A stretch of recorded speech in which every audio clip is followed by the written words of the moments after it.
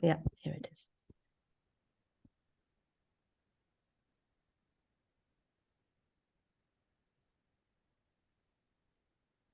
Okay. Can you see my screen now? Yeah, Welcome. we can see your screen. Mm-hmm. Let's go. Welcome. Okay. Oh, this is so exciting. I just cannot tell you. It's a big milestone for us. And if I had to choose 4 power women with which to share this incredible moment, I would definitely have chosen you in advance. But here we are. We've done this together. Really, really looking forward to it. Melissa, I'm going to hand over to Melissa now. Mm-hmm. Awesome. So I'm going to start with a little Vihi in Maori and then I'll translate. He nā mana, he nā waka, rau rangatirama, tēnā koutou, tēnā tātou katoa. To all of you esteemed people and to whatever vessels, however you came to this place, welcome and greetings. Kia ora e te iwi, aku rangatira. Kia ora e te whānau. Tēnā koutou e te hapu ko Salish. E te iwi ko Quitlam, Tsleil-Waututh, Kakayat, Stolo, Squamish, Katsi, Kwantlen, Muskin, Muskium, ko Salish tangata, ko Salish whenua ka mihi. Tēnā koutou e te iwi tainui no whāngaroa. Tainui whenua, tainui tangata ka mihi. Tēnā koutou e te iwi anese, kariri, gavião, genepapo, kanide, kalabasa, kaninde, kariri, kariri kishelo, karão, piakapu, pitagurau, potiguara, kuishara, taipua, tapeba, taparaja, tapuia, kariri, trerembe, tubiba, tapuia, tupinamba, e warau, ka mihi. So I greeted and acknowledged the people of the land where you all are in Vancouver, where Anika's in Raglan and where I'm in Brazil. Proverb I have today, it's one we've said before, he waka e kanoa. So we are all in the same canoe together. And in this waka, we thought we might teach you a few Maori words every time. So I'd like to greet you all personally, and then what you can say is kia ora, which is hello, but it also means to give life. Kia is to give, and ora is life. So nā mihi kia koe Anik. Kia ora. Nā mihi kia koe Andrea. Kia ora. Nā mihi kia koe Rebecca. Kia ora. Nā mihi kia koe Emily. Kia ora. No mai whakatau mai, tēnā koutou, tēnā tātou katoa. So, like Anik said, very excited to be back. I've missed you all. It's so nice to come together again and carry on this journey. So I'll go through our agenda. So we're going to walk you through, we have a few different online tools. So one of them is the training website. One is the manual. And then we're going to go into our now next person-centered facilitation content and get ready for delivering the program. And that's our mahi. So mahi is meaning work or to do. So these are 2 words we thought we might teach you today, kia ora and mahi. And we thought we could break around 2, but we can break any time that we want to break. So yeah, I'm going to hand over to Anik. Okay. So here's a little bit of a summary of this program, which I wanted to share with you. So you have like a bird's eye view of what we're doing. So the first part of this training was the theory. Great news, we've already done that. When you get the link to this website, you can also click on this website because you can go back to the theory. So whenever you want, so we just have it here for you. Now, the session that we're going to do in November, December, they will address the practice part of the training. So in total, we count 25 hours of preparing, but what we have done is we've tried to, so today we're doing the introduction, which is the person-centered. Can you see my mouse? Yeah, so facilitation. And then we have, if you go, we have, then you're going to facilitate your group. And what we want to do is we want to do, in your group, we're going to be there on Zoom, quite pretty silent, just coaching you if, just watching so that we can talk about it afterwards, debrief. Hopefully, you let us know what is the least stressful way of doing this, because we're not there to criticize, we're there to just offer help. So these are the sessions. We have session 1, 2, 3, and 4.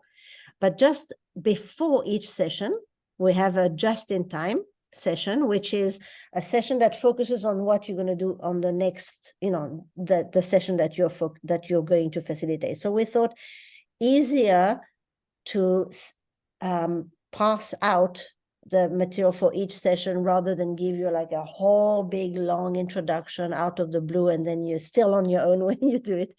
So we're going to try. It's worked well for our groups before. And then at the end, we're going to reflect together. And then you're going to get the certification for that. So what we request from the facilitators that we train is 4 simple things. Firstly, that the participants have the experience that we plan together for them, that we're able together to monitor, to maintain the quality. So imagine that we've already facilitated 125 groups around the world. We're not there every time, just at the launch. And so we need to make sure that we know together how we keep the quality going, because things could get watered down, as you can imagine. So that's an important part of it, the monitoring and maintaining the quality. We continue to build this evidence-based on which the program is built. I will talk specifically about that today at the end before we finish. And also that we can improve the program over time, as we definitely, this is not like a manual off-the-shelf program where, you just in 10 years going to be the same. We think that sometimes people have really good ideas. Sometimes it's the facilitators, sometimes it's the participants. So that's where we are. We really want to make it better. So what kind of resources will you have?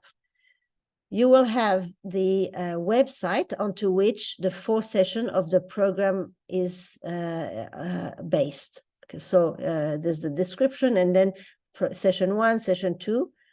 So that's the link, which we'll share with that in a minute. You will have a facilitator training website, which is this particular website that we're going to look at today. Once again, there's the link. And you will have a collaborative online training manual. So before we told you that the word for our work is mahi, and Melissa taught me yesterday, I didn't know, that teamwork is mahi tahi. So, which is, so we are doing mahi tahi because we really genuinely want your input. So Melissa is going to paste these links in the chat window now, but for ease, if you want, here's the QR code to the manual. It's so it's number 3 above. Okay, you can access via your phone now if you want. The idea of the collaborative trainee manual is that we can add notes and see each other's notes. We don't want to send each other's 100 emails. So it's all going to be in one document. All right. So is it, so I see that Annie? it's pasted in, yeah, Can I just ask a quick question? yeah, please. The sites, so the sites that Melissa linked in the chat, we can just bookmark those and we can access them anytime. Absolutely. Okay. Okay. Totally.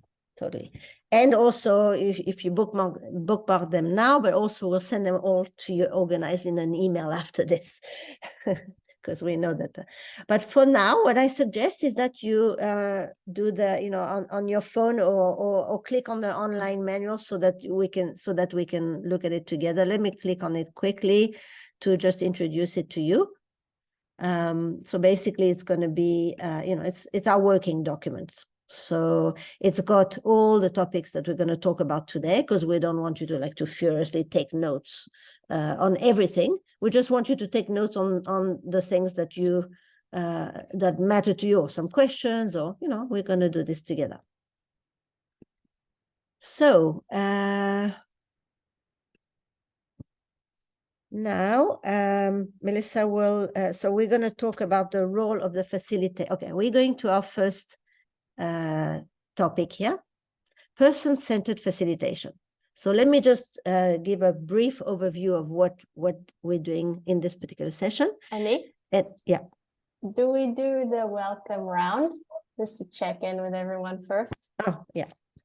Good idea. Mm-hmm. But that's in the agenda, isn't it?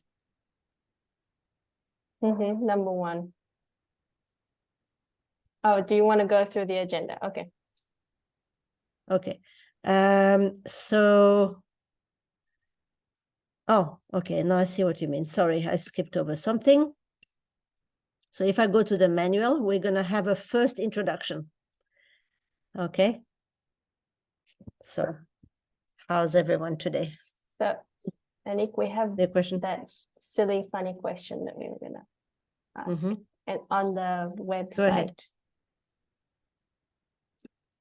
If you can share the website again. Yeah. So you're talking about this? Yeah. Okay. But I just want to talk about first the agenda of what we're going to, yeah, okay. So we are going to the welcome introduction with a round. Are we going to continue exploring this website, because that's your training website? As Emily asked, you have access to it all the time. We're going to talk about the different facets of a role of a facilitator, what it is and what it's not. So we want your input on that too. And also specifically person-centered facilitation. So person-centered facilitation has been documented and researched extensively. So we've given you a number of manuals also in case you want to, we have this concept, do you want to dig deeper? Because some people like to have just the basic concepts and let me go and then learn afterwards. Some people like to know more from the beginning. So in order to satisfy all the different learning styles, we have a section at the end that's called Dig Deeper. So we have more materials for you if you want to read them now. But what we want to talk about the person-centered facilitation is what it means in our context. Why, in this particular, with this particular group, etc. Melissa will talk about all the tools that we use in person-centered facilitation. And it's going to be a fun part of the session, because we have both live rehearsal and role playing, etc. We have some thing that my favorite one is how we use our story during group practice. So we want to share examples from our life, but we want them to be sort of contained, obviously, not appropriate context. But what we absolutely know 100% is that you have to have thought about it in advance. You have to think in advance of what you're going to share in what section of the program. So we want to give you the possibility of rehearsing this here with us today.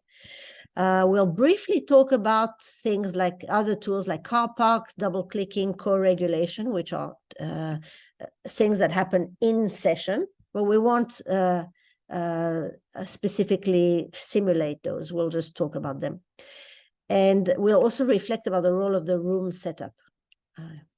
And then something about mandatory reporting, which I'm sure you know about, and some survey.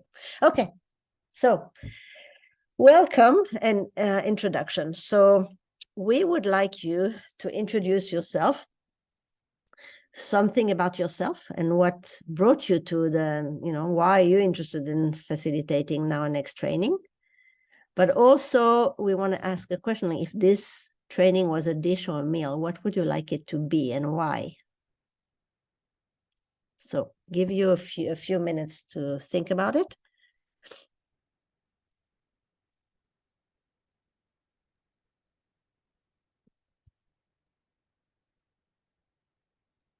Anik, do you want to give your example about your dish? Because I think that Yeah. clarifies the okay. question. All right. So I'll give you my example to start with. When we were talking about this, so what brought me here? I'm self-propulsed by the idea of the distributing Now Next around the world, because I've seen time and time again people telling me that it made a big impact in their life. So I'm really happy that I was able to package the tools that I learned in my education, be it clinical psychology, being my lived experience with my family, and being the various experiences that I've had, into a package that seems to have the power to help people's mind shift. We've seen that in the Now Next for parents, Emily. My parents joined at the beginning thinking I've only got one way to go, but actually this opens up many possibilities. But if this training was a dish, I would choose lasagna, because lasagna has got layers of that pasta. So you experience, you're like expect it. So it's one session, another session, but for each session you've got different you've got feelings, and you can experience different taste, and there's a sauce around it that really binds it together. So that's my dish. I can go next if you'd Right. like. Mm-hmm. The first question, I guess something about myself. Well, I'm happy to be here, and I'm excited to be here because I think maybe the last time I saw you, Anik, I wasn't sure where I was going to be within Kinsight. And so since then I've been very lucky to be able to stay on the team with Rachel and Emily. So that's yeah, very exciting for me. And I think I sort of fell into this really youth-oriented work in this role. I don't know if I would say a year ago it was like a direction I necessarily wanted to go or dreamt about. Through our youth leadership group, I've been able to become, I guess, more into working with youth and wanting to see how we can support them in their independence and ability to make choices and be their own autonomous beings. And then if this training was a dish, I was thinking a pizza, because it's communal. Typically, you share a pizza with people, and I'm so excited that I get to do this with you both, and with Emily and Andrea, who I really enjoy working with. And the other thing with pizza is typically there's like nothing about a pizza that like isn't great. Like the crust is good, the sauce is good, the cheese is good, the toppings are good. So I'm hoping that and I suspect that there isn't going to be anything about the training that you're like, oh, I don't really like this part, but the rest of it's good. Usually you like everything about a pizza. Great. Yeah, well, I suggest that in a few sessions to come, we think about different toppings together. Mm-hmm. I can go. So one thing about me is that I have a puppy that I'm at home with at this moment, but that will not always be the case during these sessions. But if you see me just being like in the background, it's she's like destroying something. No worries, we love puppies. Okay, she's sleeping now, but for how long? And something that brought me here, yeah, I'm just very interested in seeing how this tool can be used with just a diverse group of youth, right? And how we can adapt it as needed to engage youth with like different interests, different backgrounds, different capacity. And I think there is a flexibility and a creativity to this process. So I'm really excited about that. And if this training was a meal, I would like, I was thinking I have a butternut, like a curried butternut squash soup I really like. And I was just thinking about that because I think like soup is usually like comforting, very warm, but also it's super, this kind is very spicy. And so it's invigorating, it's exciting. And so I can see like both of those things being true about having all of you here to teach me. Fantastic. Thank you.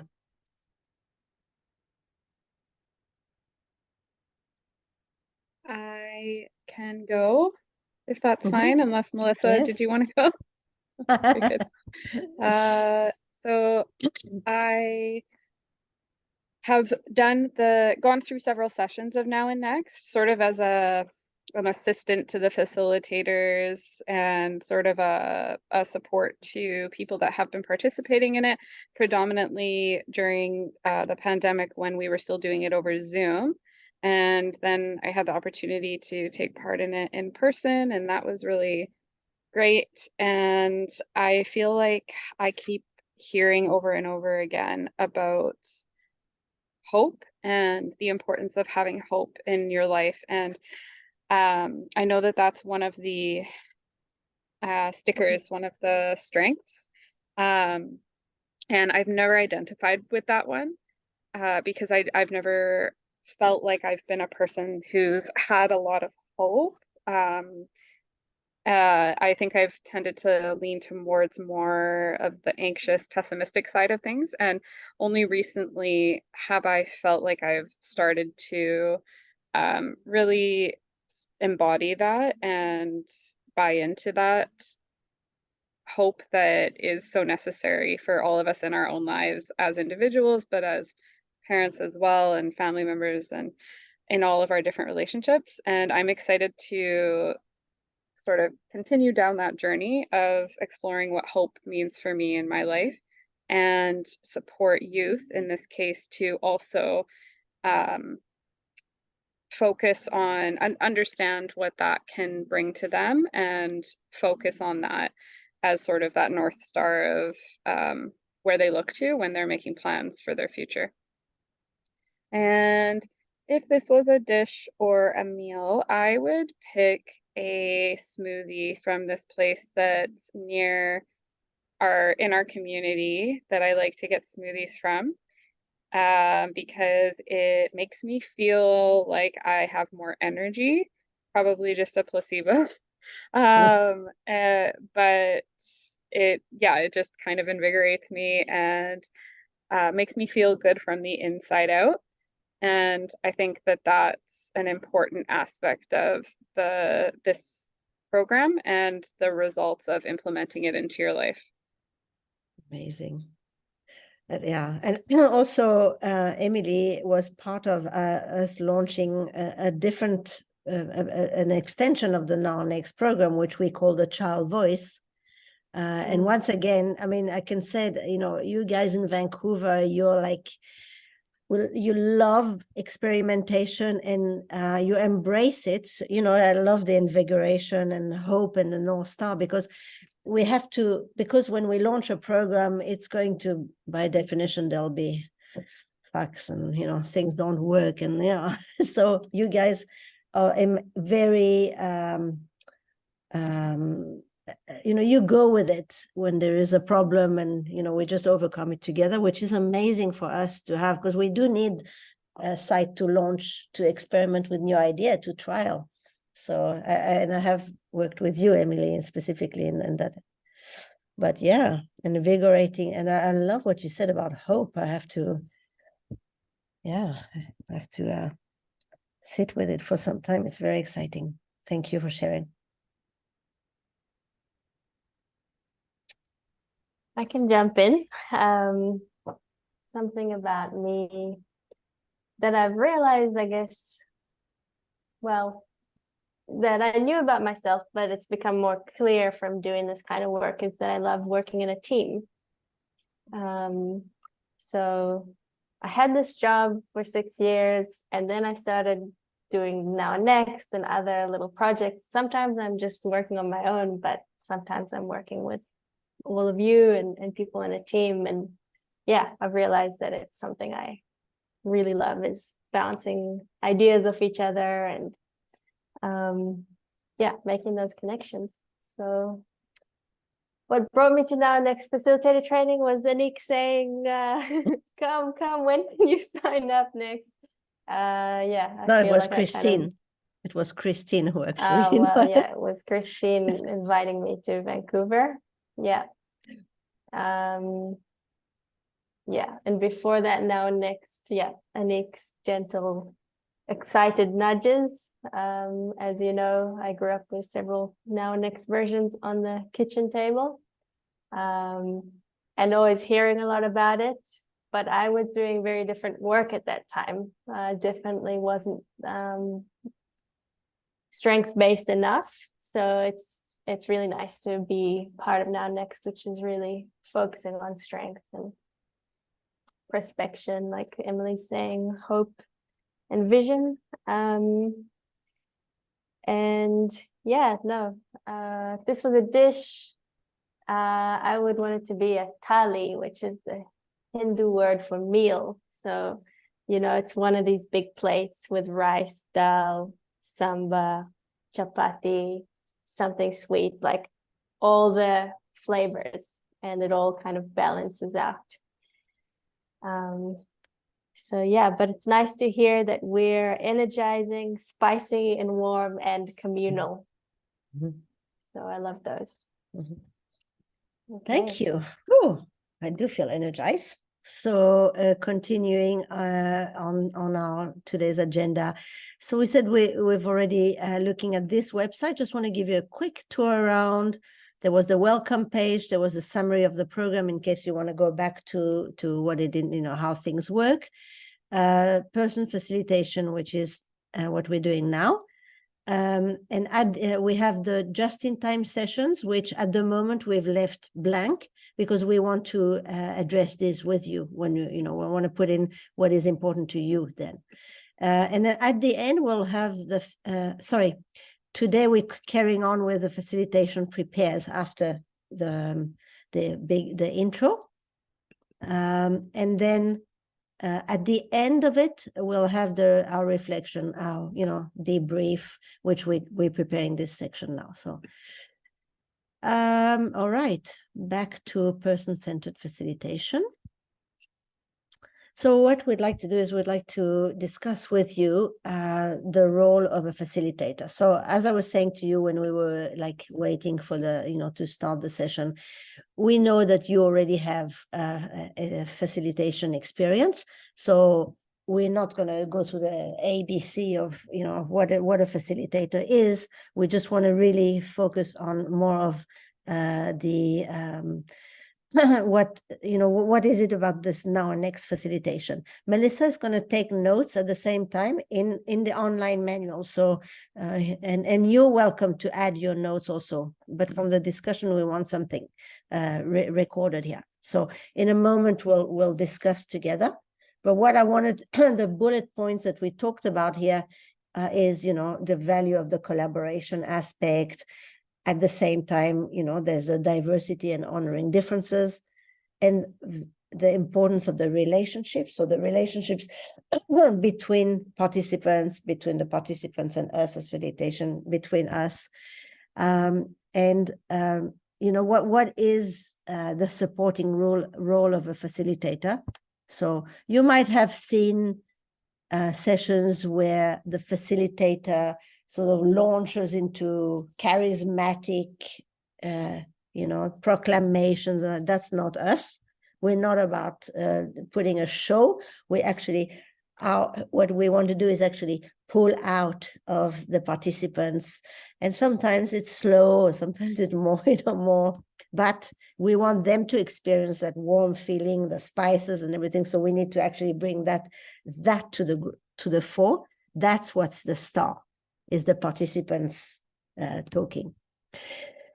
And so, how do we keep clarity for the group to perform in this way, and the respect and encouragement, and non-judgmental. It's an obvious to you because you work in an organization that values diversity.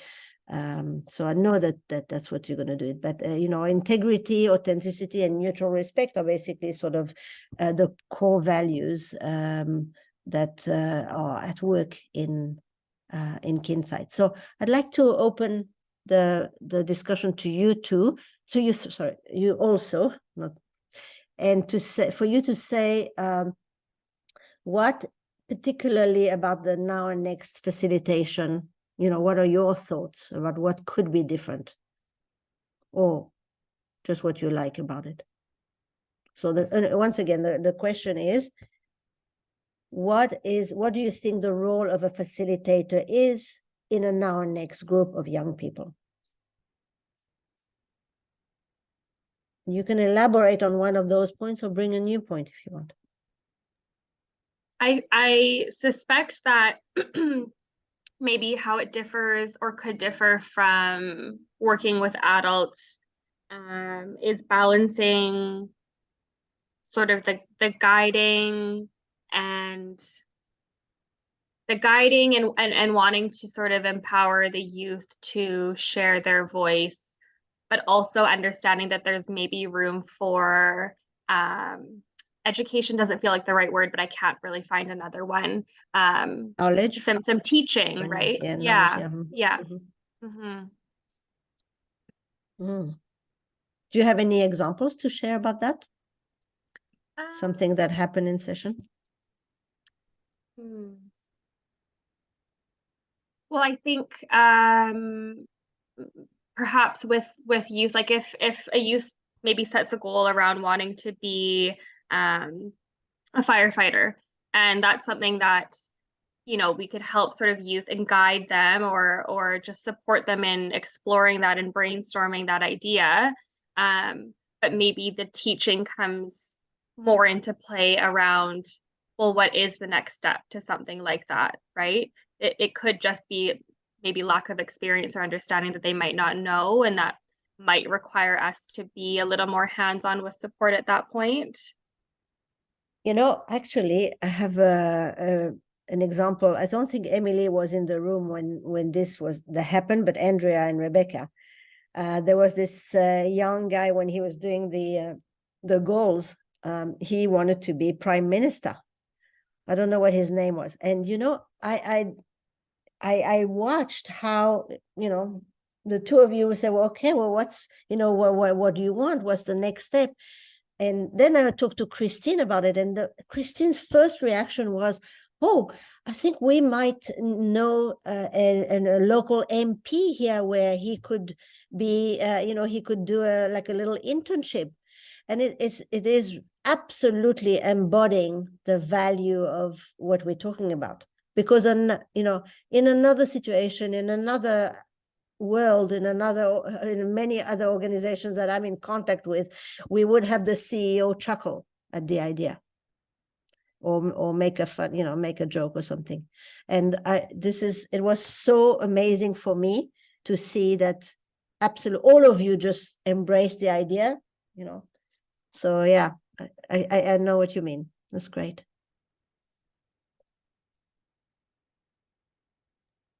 I don't know if this is like a good example, but kind of honestly a little bit on the flip side of that. I remember one of the youth that was next to me was like not really engaging with the youth around him, but eventually he did put a goal down, and it was like to play video games, and just kind of like letting that, like we kind of tried to get into, you don't want to play more? Do you want to get better at this certain game? Like kind of just try to do, have a conversation about like, what does that look like? And, what would be the next step in that?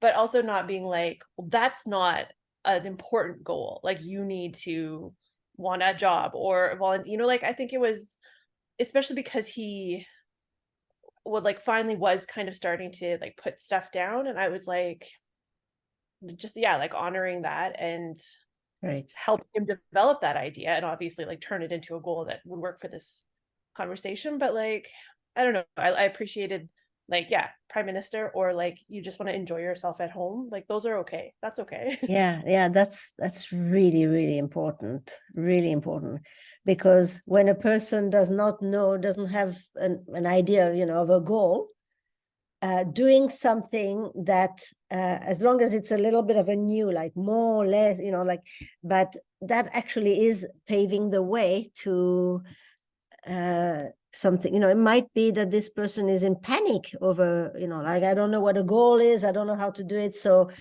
so honoring it just helps that person carrying on that road. Yeah, well, interesting, great examples.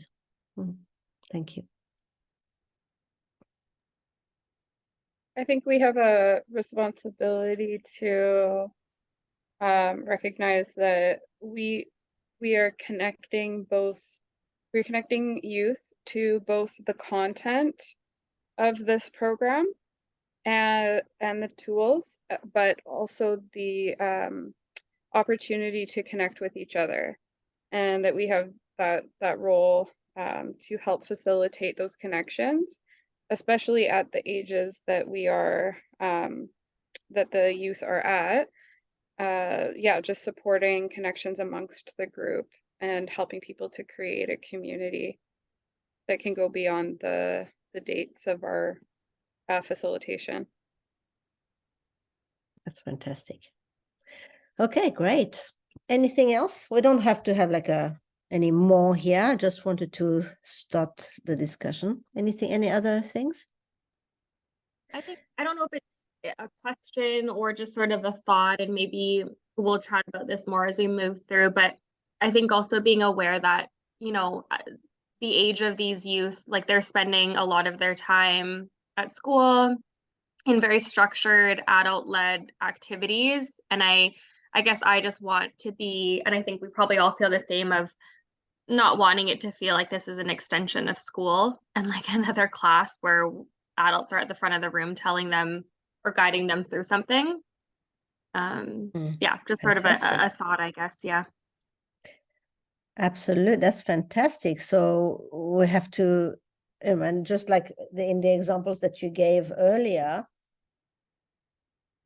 find the right balance between gently coaxing someone to make it into a goal, but not adult led. Yeah, good point.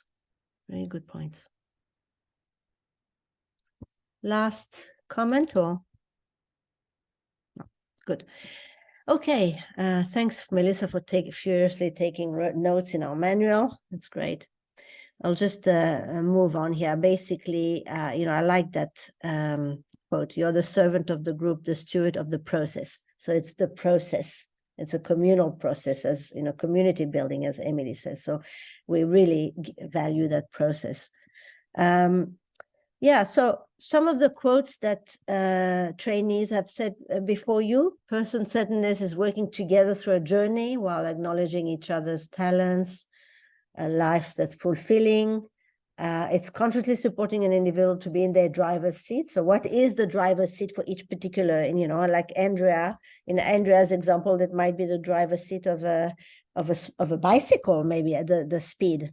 And some other people want to be in a sports car and zoom fast. And so each one has got a different vehicle to navigate in their journey, or they can also hop into a different vehicle. An active presence with an intention to nurture self-determination, and finally listening to an individual, responding to their needs and wants. Dignity and love. So there is more. If you scroll, I'm just going to scroll down on this website to show you what the we have activities that are reading that are called Dig Deeper. So, and this is a really excellent goal manual if you want to look at it. You know, you can download it. It was from a group called Life Without Barriers. Then there is another manual, which is something that we actually did as a team with this man called Ray Murray, who came specially for guiding the Now Next facilitator training that happened in Hamilton in New Zealand. So there's some notes from there. And there's a document here with the specific factors, you know, so if you ever have a paper to write on this or something, you can have more resources. Okay, so just scrolling back to where we are now in our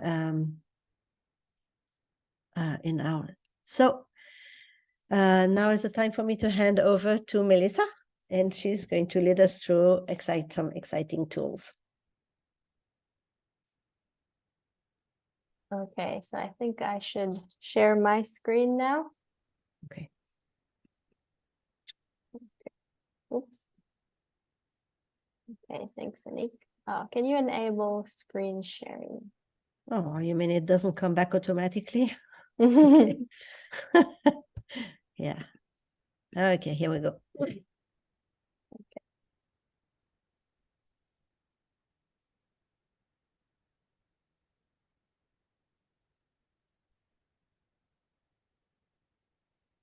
Okay. All right, you all see that? Yeah. Okay. Awesome.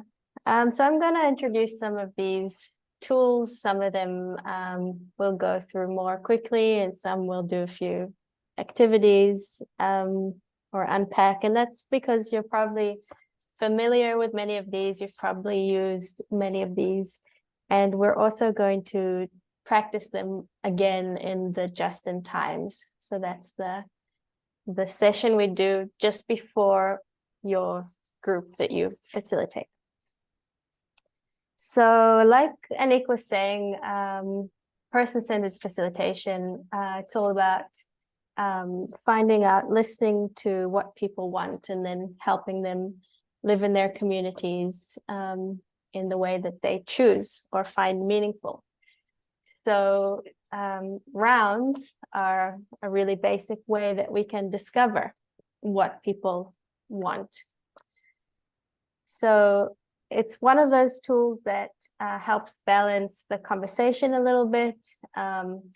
People have different tendencies, or, you know, some people want to talk a lot, some people are a bit more shy. So a round is a way that we can give everyone in the room a chance to speak in turn without too much interruption or comment by us as facilitators or other people. Something we do with the parents Now Next group that we didn't actually do in the group that we ran was put an expectation on timing. So say, everyone, we're going to share, and we're going to share for 5 minutes, right? We're going to go around the room and share. And I think that depends on the kind of group you have. So in our group, most of the time we didn't really need that. People needed a bit of prompting to talk. There were a few times where maybe having a time might have been useful. So yeah, as a facilitator, this is a great tool that can help you. It can help everyone have a voice. So the rules of the round are that everyone gets to share, everyone has the right to pass, they don't want to share, and people should stick to the time frame if you set a time. So in your manuals, and the easiest way would be for you to look at your manuals, might be on your phone. In the manuals, we've got kind of what are the activities we're going to do. So we've got an activity around rehearsing a round. So if you can just refer to your manuals, and I will also pull mine up. Just to say that we're doing this activity, the rounds, and then afterwards we break. Oh, okay. Sounds good. While Melissa's looking. I might need to put that QR code for myself as well first. Okay, here's the code for the manual in case anyone needs that like me. Okay, just flick through to the section called rounds. 5.1. Yeah. Page 4. Great.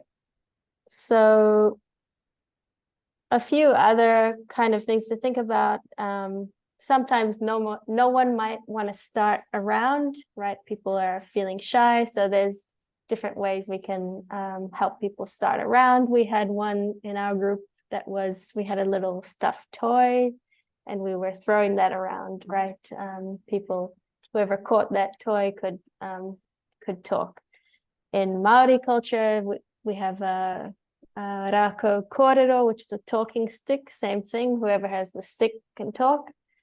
You might want to use a fun app like Wheel of Names, where you just type in everyone's name and then it kind of does spins around and chooses a name. I think Rebecca also had a nice app that helped people choose things. So those are just a few ideas. So we're going to practice a round. And so, Anik, I think this is where you send some secret messages to everyone. So first you're going to explain to the group what is a round, and then you'll pose the question that the round is going to be about. So you're going to have 3 minutes to prepare and to come up with 2 questions. Each round should be about 5 minutes. And we're going to start with a silly, unusual, or funny question. Then for your second round, craft a question which relates to the keys to citizenship goals. And ask questions that will help participants share their key goals. Okay. So you're going to just to ask, do you want to have a little refresher on the keys to citizenship, or are you good?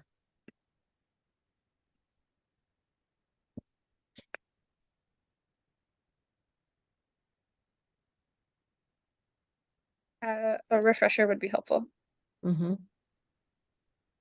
Okay, so we have a visual of the keys to citizenship, Anik. Yeah, we do. Yeah. So okay, if you just scroll down to 5.3 storytelling, there's the elements of a good life from keys to citizenship. It's taken out of the kit, the Now Next kit.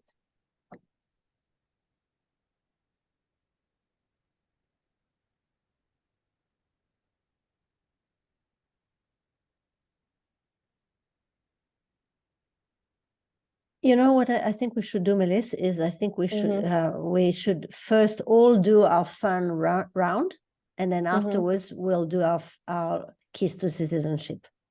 Okay, sounds good. Rather than each person doing 2. So what I suggest is maybe we do our fun round now before the break, and then afterwards we have a break and we come back, and then people can read again the good life, the keys to citizenship, and then do their round. How's about that? Okay. Yeah. Okay. All right. So we take a few minutes and we to get to our question, a funny question, a silly question, and then we all do it. Is everyone clear on that? Okay.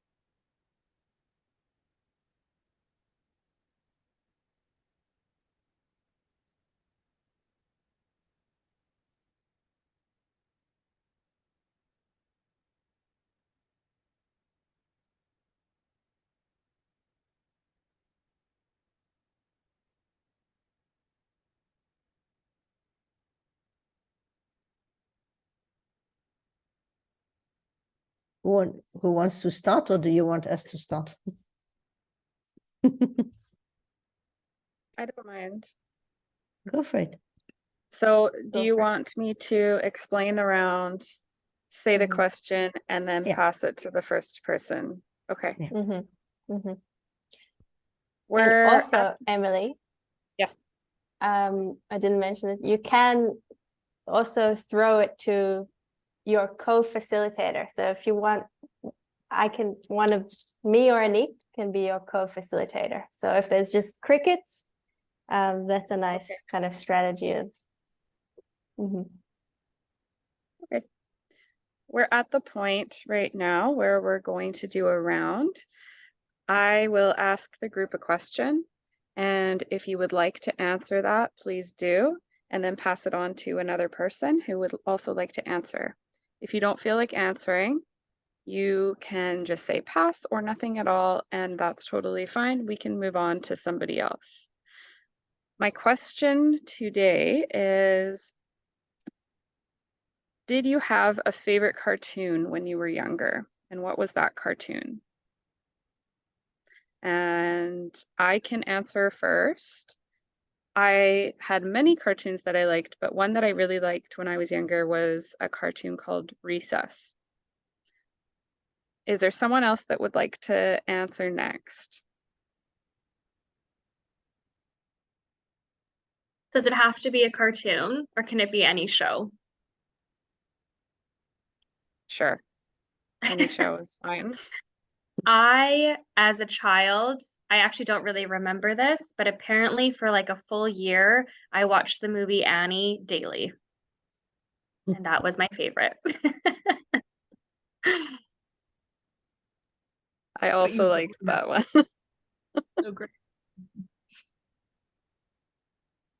Well, if it can be anything, then I'll go because I grew up in I don't know what to say, but we didn't have when the TV just came on when I was growing up. But on once a week we used to have a little cartoon book come out, and it was all Mickey Mouse and Donald Duck.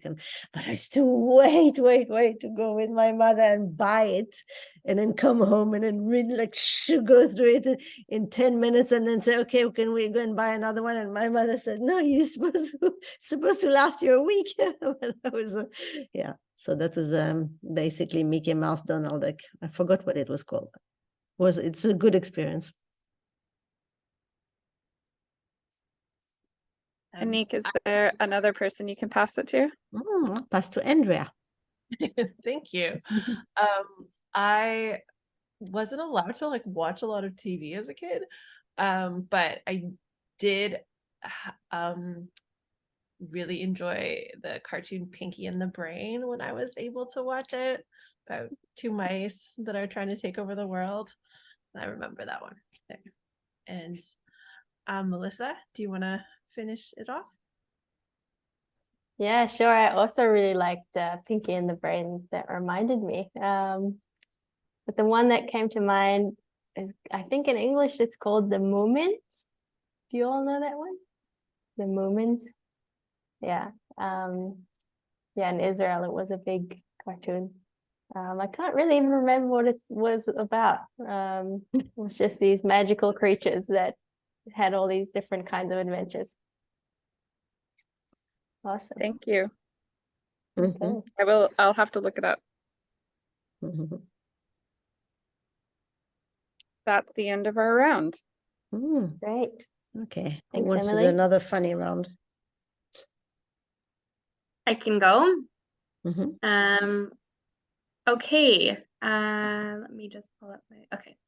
So we're gonna go through a round, and as we probably talked about already, this is an opportunity for everyone in the group to answer a question if you would like, and if you feel like you want to pass, that's okay. You can choose not to answer. And the question for this round is, if you could trade places with any movie or TV show or video game character, who would you choose? I'll give you a moment to think about it.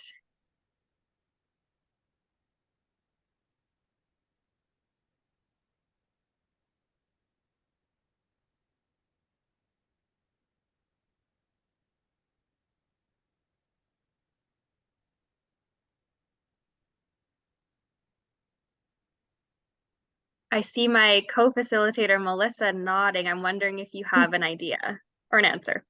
Yes, I do. I would choose Batwoman because she has all these cool adventures at night. She's a feminist. She has this interesting double life. Probably wouldn't want to live her life forever, but it might be fun for a week or two. Yeah. Great. Okay. Thank you.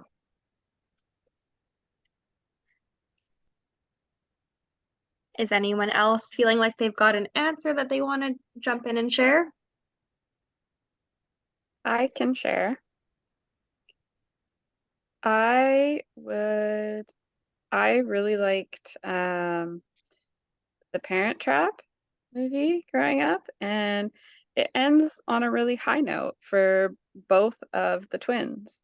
So I would want to be either character that Lindsay Lohan plays or Haley, whatever her name is, I can't remember from the original one.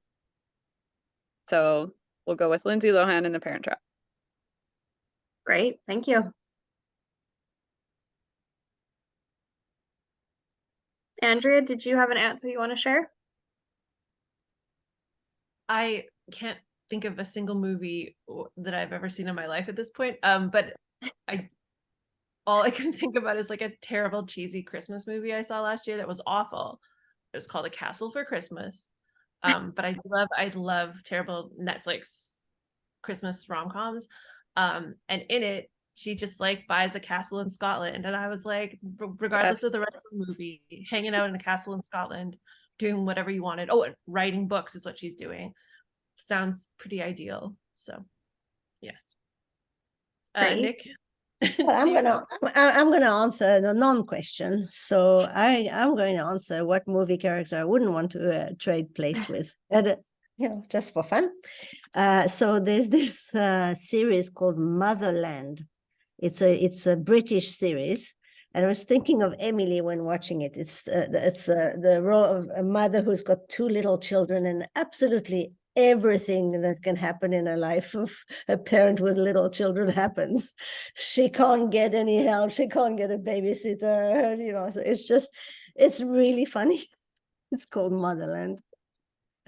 So I wouldn't want to trade with her for even 5 minutes, but it's a funny because it's the British, so they bring everything to to ridiculous in the end. But like it's the way the whole series starts is every time she's running with her kids running behind because she's late, and she arrives at school and there's no one in the school, so and everything, all the chairs are upside down, and she's arrived on the first day of the holiday. She didn't realize it was a holiday, so she's dragging her skills, and then she feels bad about telling the others that she didn't know about it, so she's inventing another like, why is she here today with the kids? She wanted to talk to the principal. I mean, it's just like crazy English. Yeah, that's who I wouldn't want. That's where I wouldn't want to trade place with. Okay, that's great. I can do the next round. So I would like to hear your opinions about something. I have a question for you. It's totally fine if you don't feel like answering it, but it would be nice if we could share together and some funny idea. And if you don't want to, you can pass. So my question is, what is the worst pet you've ever had? If you had one. If not, then you can borrow one from a movie. I can go first. It's not really my pet. It was my roommate's dog, and I love the dog, but the dog peed in the house daily. And so maybe it was more the worst roommate I ever had because she didn't take her dog out enough. But unfortunately, yeah, it was the dog that was peeing in the house, and that got old after a little while. Walking in the front door and just smelling pee immediately was tough. I also have an answer that comes to mind right away, and it was a hamster that I had when I was a kid that I like begged for. His name was Wolverine, and he just spent his short, unhappy life biting everybody and trying to escape. And it was just like a very sad, mean hamster. Never again. I have a nice little Oh, dog now. Sleeping. Love him. Love you, doggy. He's a senior dog. He's pretty much fully blind.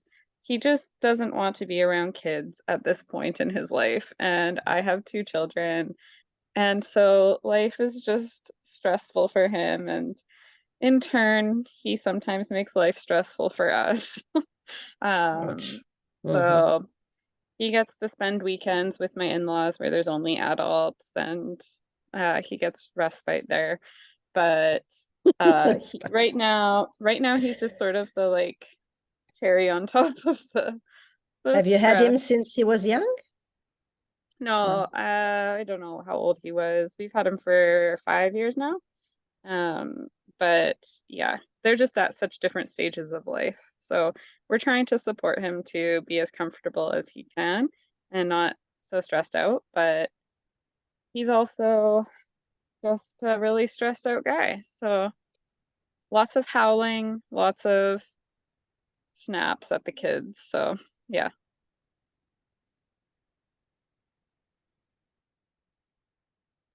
I can finish off. I don't know if it's the worst pet or just the worst combination or situation, but we had this wonderful dog, Scotch, and then my brother and Eve wanted to get rabbits.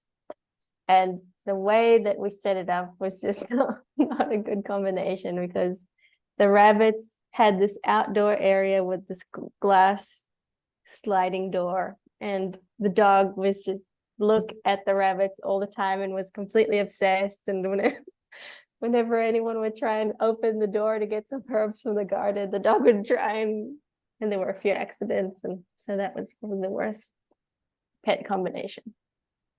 That's true, I forgot.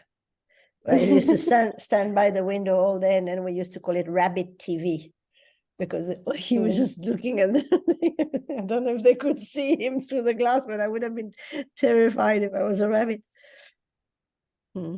Great. Okay, so now we're going to take a break. After the break, we're going to come back. We're going to have an explanation on the keys to citizenship, which is a key concept for us. And then we're going to do rounds on keys to citizenship. And then you will have little secret roles to play. I don't want to put Andrea on the spot, but Andrea, can you tell us what your silly question was? Oh, sorry. I'm sorry. We need to go through. Sorry, Andrea. Please, No, that's all right. Let's do I your thought you were round. like, I've had enough. No. Sorry. Well, that's okay. I was going to. Thank you, Rebecca. Okay, so we're going to do a round, which means that I'm going to ask a question and everybody will have a chance to give us an answer if they want to. If you don't want to, you can just say pass. And so you don't have to, obviously, but my question is, what is your favorite seat on an airplane?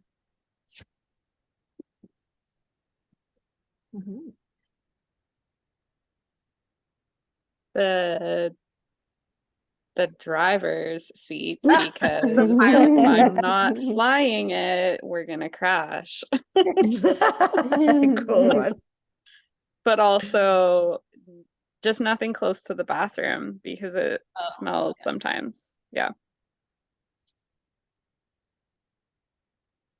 My favorite is always an aisle seat, and I always ask, because I'm left-handed, and I sort of need to, so it has to be the aisle on my left. It's quite complicated if I can choose myself, and try to find the maximum space with my legs.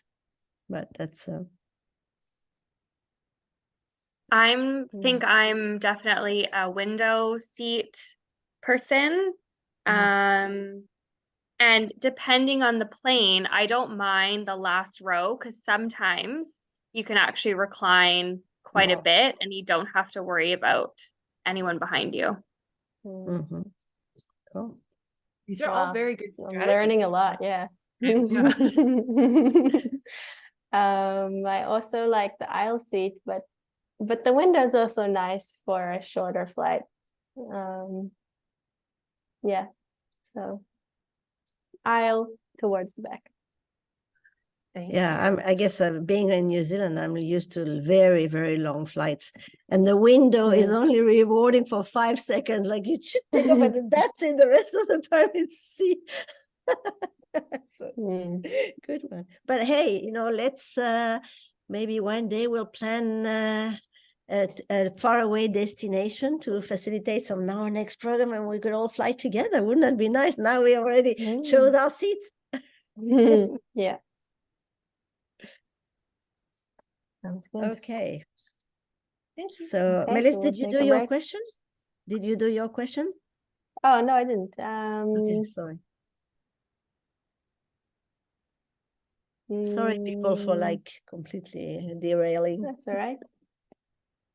Did you have one, or you want to go for a break? What is one of your favorite places to go? It's not really a silly question.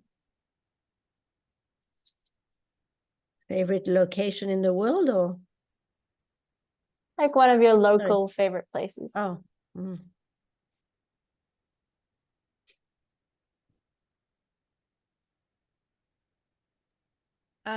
Well, I can go. I live by a river, and there's a pier with a boardwalk and like a little park for kids and a little green space, and I just like to go there and walk my dog by the water. Great. Thanks, Andrea. I realized that I didn't actually open that whole thing with the round. So now we're going to do a round, which is where I'm going to ask a question and we can share, but if you don't feel like sharing, you can say pass. That's okay. So thank you, Andrea, for sharing. Would anyone else like to share next?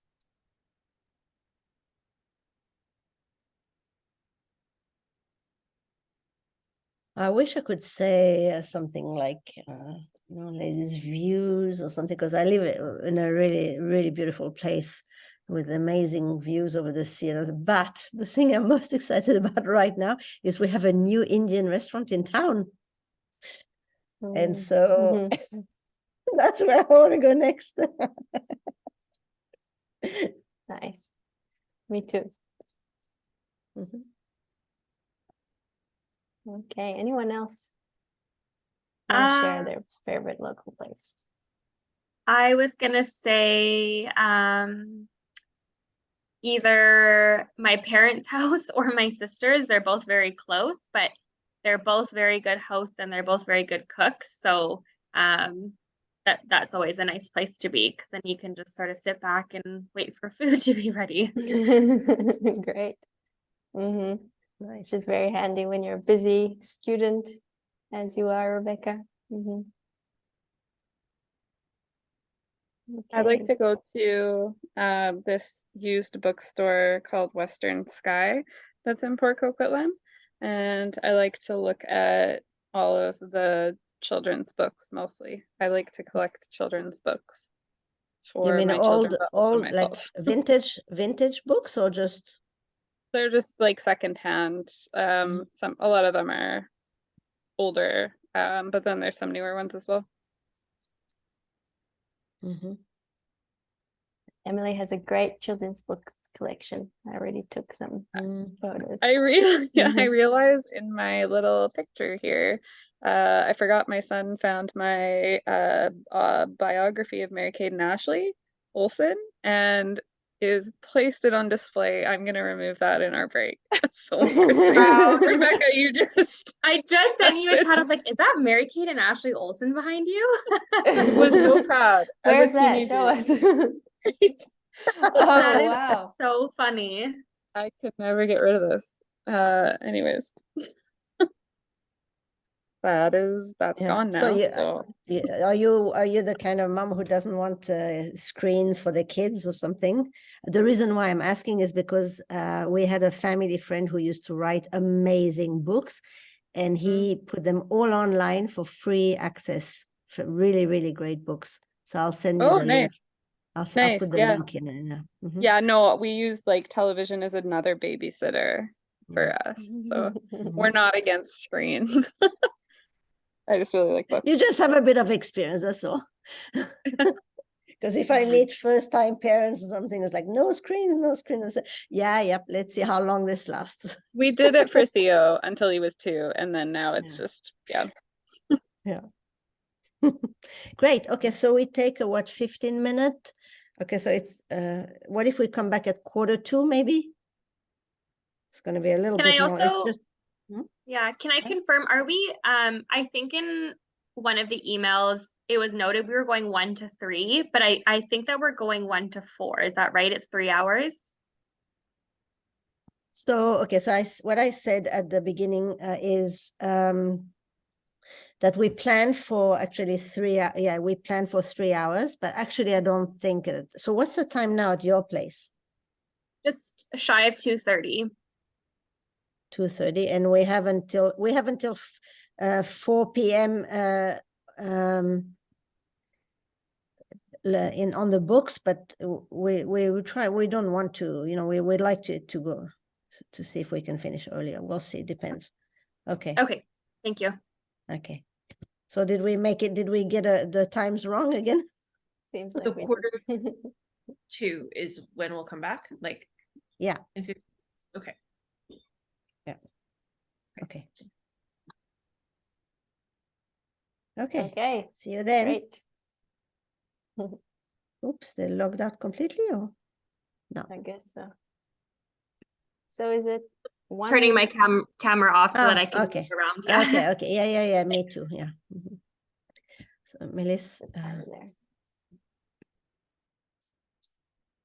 It's 2:25 there. Yep.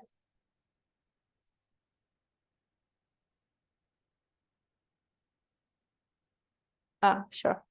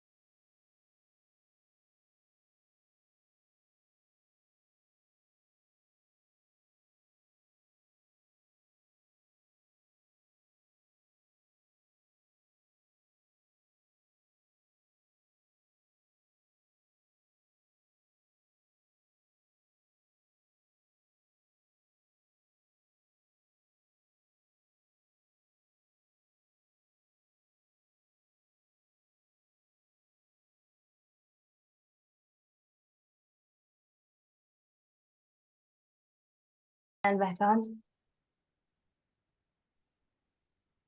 Welcome back. Okay, Yeah. so what we're gonna do is we're gonna skip to a certain page in the manual, which is 5.7, room setup, because we wanted to have a discussion with you. So if there is any changes needed to your setup or something, you'd actually have time to do it. And then what we'll do is our next session is a 3-hour session, and then we'll have ample time to do those exercises then. So that's good. So Melissa, Okay, if I'll you're share my going to screen. lead the discussion, yeah, and then I Sure. will write in the manual the points that people talk about. Okay.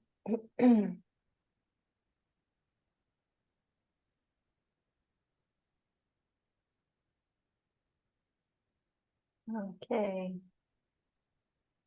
Room setup, let's see.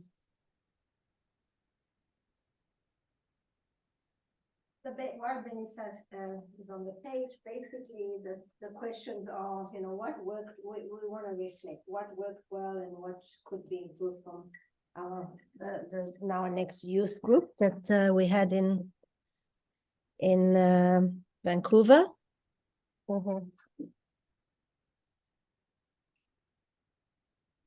Yeah, that's right. So ideally, we want to set the room up in a way that shows that we want to share power.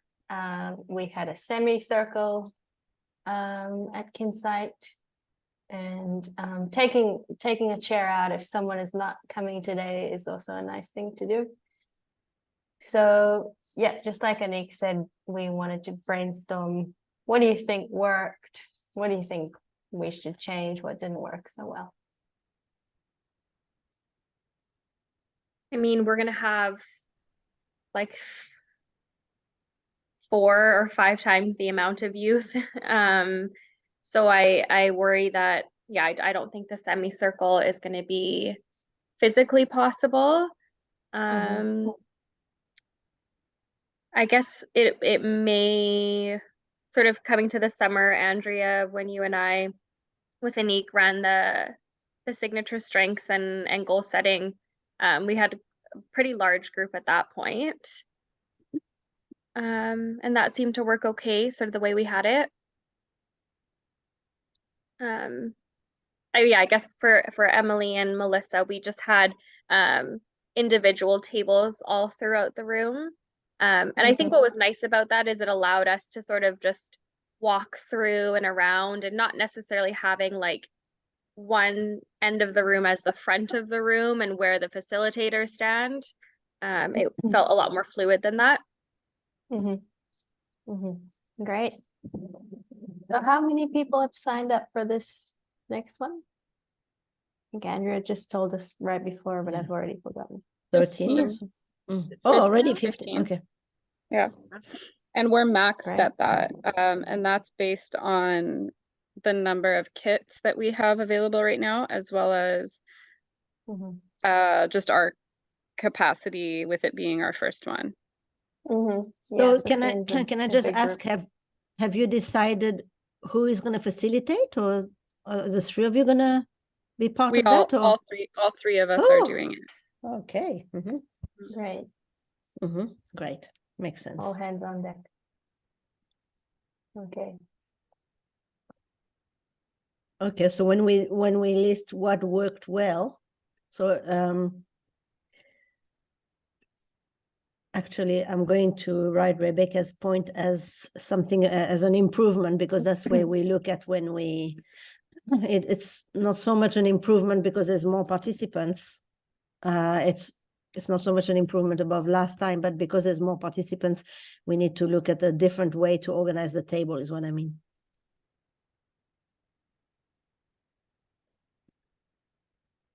What else?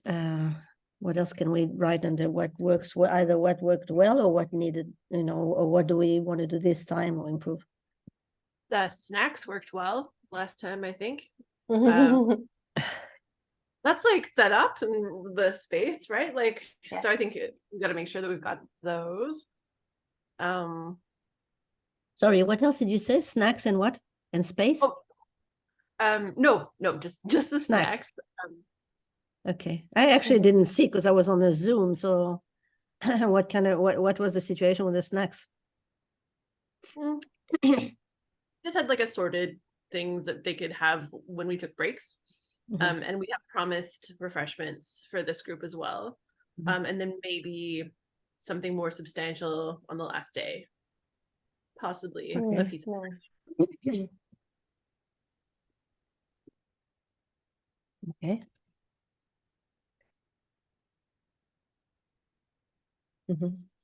Are we in that room every day, the gathering, or not the gathering room? There's one day that we're in a different space, right? Okay. So tell me about the room.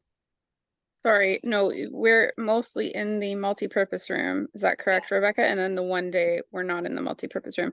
The gathering room would be a little bit small for this group. Yeah. So I think we that, talked about, sorry, go ahead, Anik. just to say that that room was very difficult for me to take part as on the other side of Zoom. So we need to have we need to think about it. Like I know that in the boardroom you're all set up for for the camera to see everyone. I'm just wondering if there's a way to bring a tech person in there in the room and say, hey, we need actually somebody, our coaches, to see the whole room. Otherwise, yeah, it was really, really difficult. I had to rely on Melissa the whole time. And either it's possible to organize more tech or it's not possible. If it's not possible to organize more tech, then I'll have to be in touch with one of you. We'll have to be in touch with one of you all the time because we literally cannot see most of the participants. So it might have to be done, if we can't get more tech, it might have to be done over the phone.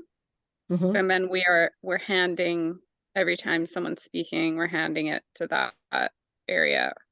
Because I think you could hear it better when it was the phone, right? So if it was the phone, it would be a group between myself, Melissa, and one of you? Yeah, I guess so. Yeah, it's not the best. I mean, it's not ideal, but for audio purposes, for hearing it properly. But we will talk. Andrea, can you think off the top of your head who might be able to help with discussions around that? And maybe Kelly would know at least who to talk to about that. Okay. Or what I don't equipment know. we have. Yeah. Yeah, she That has little round, that little round mic that we used in the 6-hour training day seemed to work well. It's like a floating mic that we put in the middle. Yeah. But then We if have- you've we got have a- people individually spaced, I don't know if that will work. Yeah. We have some time, which is nice. We can definitely give it some thought. And I think what's nice about having all three of us is we can sort of maybe take turns with having one of the three being a little bit more designated to tech and making sure that that's going smoothly. Yeah. Good point. Something that worked well was the different or the supplemental activities that were available at the tables. So there was the drawing. There we had pencils and pens that were available. And we had one participant who was just working on her goal the whole time on her phone, and that was fine. But I think for this, some feedback that I've gotten from some families are that it would be helpful to have some sort of table activity that could help the youth stay engaged but remain sitting at the table, so they're not getting too bored or overloaded with talking. Although the games, that's another thing that went well, the games that really broke the session up. So I didn't find that it was too theory heavy in that way. So So when do you you think- talk about the supplemental activity at the tables, they will have their books. There's a book in Yes. which they. So are you saying that Yeah. the book with crayons worked well? Yep, that worked well. And then I think we might just get a few other things like just, you know, like fidget toys, maybe something where somebody's bit like a few of them really like Lego, so maybe we might have just some building things that aren't too distracting but support them to engage. Do you think like clay? Would anyone want to like be like sculpting something? Like have some Maybe. sort of- If you have it available. Yeah. Okay, so that's a great idea. Add fidget toys, Lego, etc. Play for tables. Okay. or Play-Doh, maybe clays. Okay. Yeah. Yeah, Okay. great point, Emily. Because what we noticed was people finished at different times. Some people were really quick, they'd written everything down. They didn't like coloring. I remember Josh saying he's not really into coloring. So he was a bit bored at times. So yeah, having Well, one things of the to youth help that's attending, his mom attended our adult art one now and next, and he's been asking to color in her book for like a month now. And so she keeps saying, you're gonna get your own. Right? Nice. Yeah. Yeah. Okay, so Right. diversity participants can choose additional activities when they finish a task. Actually, that's an interesting side thing to think about. How will this impact the relationship between child and parent when both parties end up taking this? That's kind of a neat Yes. thing to think about. Would you that would be a great little side project. Yeah, I don't know how you would capture it or what exactly we would want to be capturing, but just can this program be enhanced more by multiple people in a family taking it? Well, this I is think something this is for the car park. We have car Yeah. park. Anik is we thinking, talked this is about for this, I think. PhD. We talked about this in the summer, I think, Anik, when you were here Yeah. around for our families to like become familiar with the Now and Next Yeah. sort of logo and the coloring and how they may be more inclined to sign up their youth for the youth version of it, because it's like, oh yeah, I recognize this thing, which I think is exactly what's playing out, which is so cool. Yeah. Okay.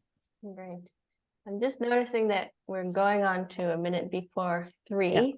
And yes, we laid that out incorrectly, so sorry about that. So next time we'll do 3 hours, but this time we'll stop at 3. Thanks, Rebecca, for pointing that out.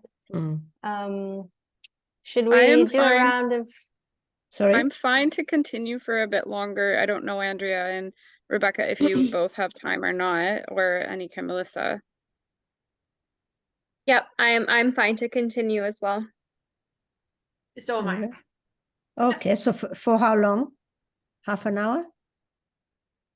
I'm fine to go until 4, but I don't know what everybody else is. I don't want to put anyone under pressure.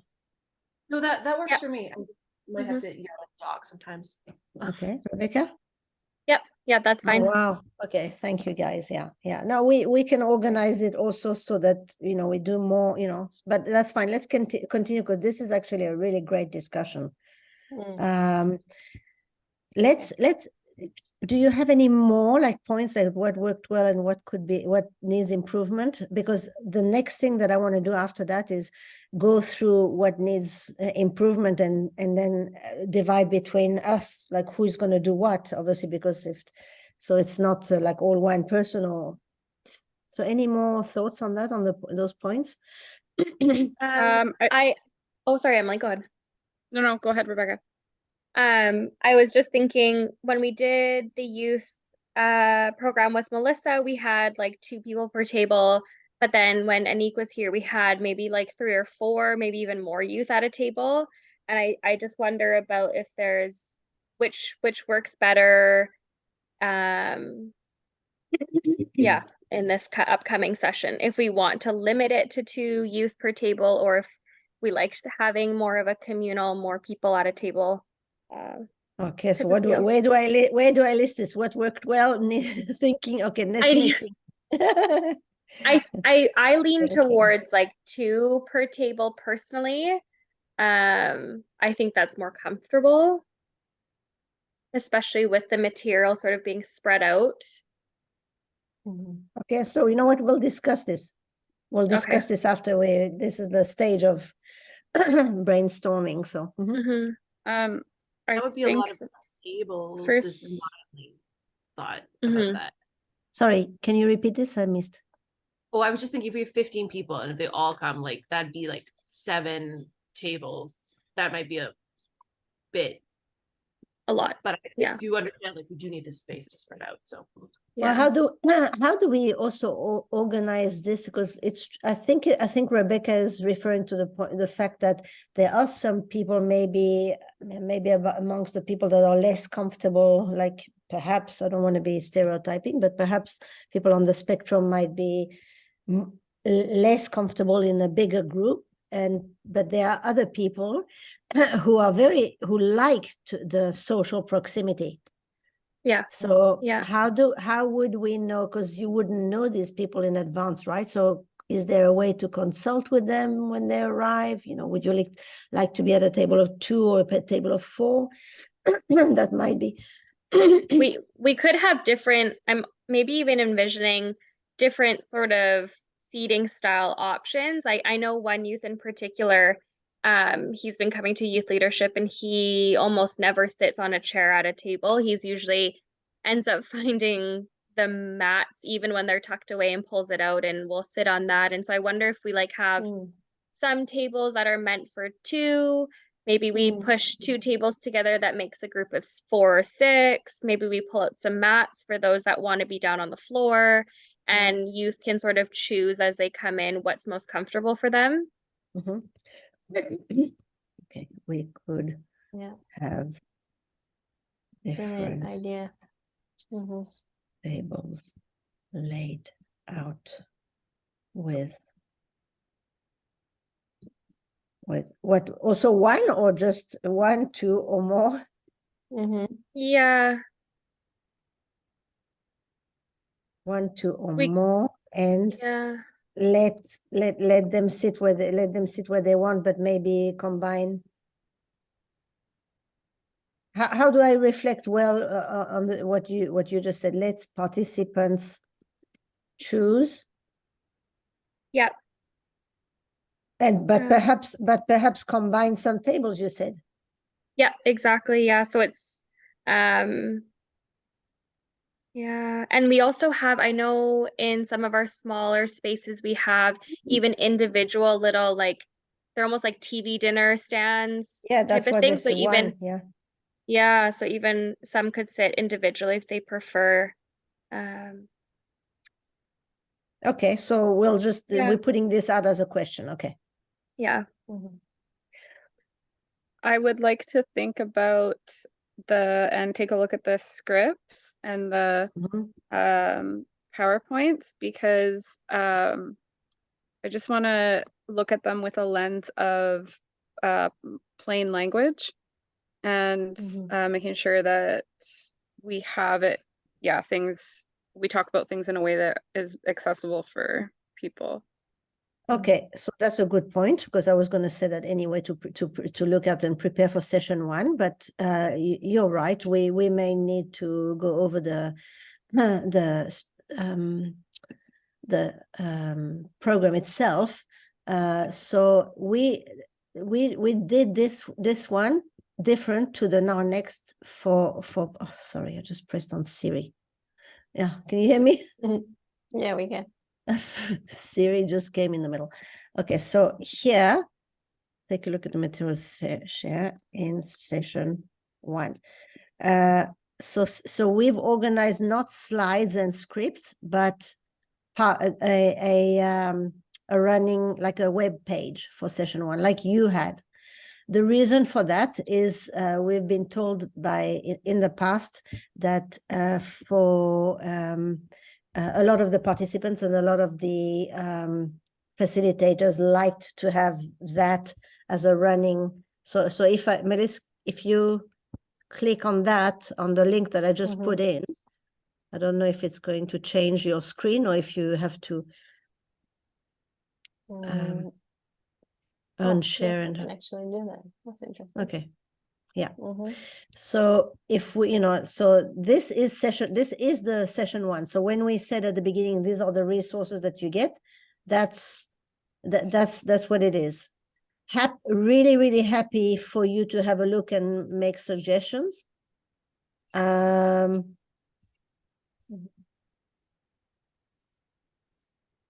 So I yeah, agree. let's go. Definitely we need to make this more plain language. Okay, so at first, okay, just scroll back to the top. During this session, you will learn to create your positive vision. So there's those 4 points. Then we talk a little bit about gamification. And then we talk about the instructions for the journey, which is because you're in the room with them. So you don't need to actually show this on the screen. You could just pick up one of the booklets. And show them the booklet. And then you go through the activity, which is identifying your personal strengths. And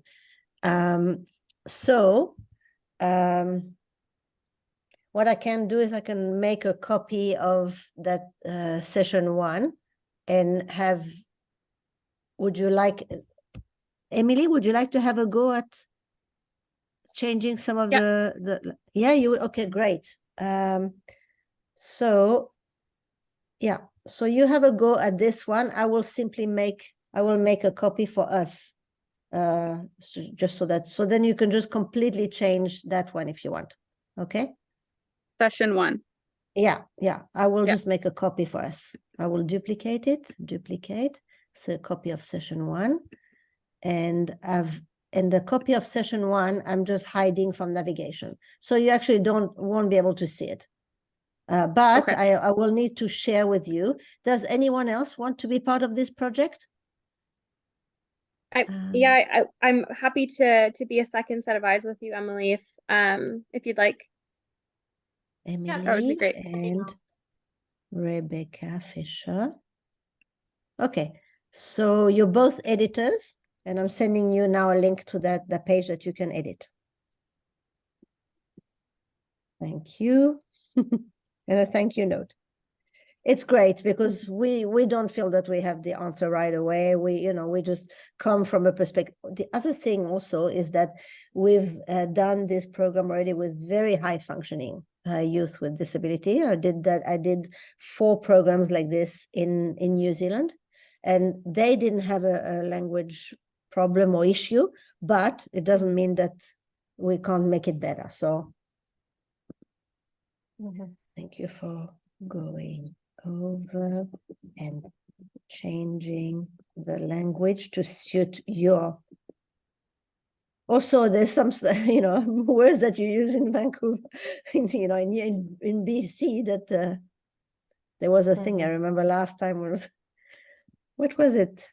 There was something that when I used that word, and then you said to me, we don't use that word here. I can't remember something as a tool, the name of a tool. Like people were looking at me like, what are you I remember that. I remember, but I can't remember the word that you used. Yeah, okay. Change language to adapt. Okay. I think I don't remember it being, it wasn't too, I don't remember it being too high level when Melissa was doing it, but it will be helpful to review it again. Yeah, I was definitely, we made changes to the website, and then I was using even more plain language when I was talking.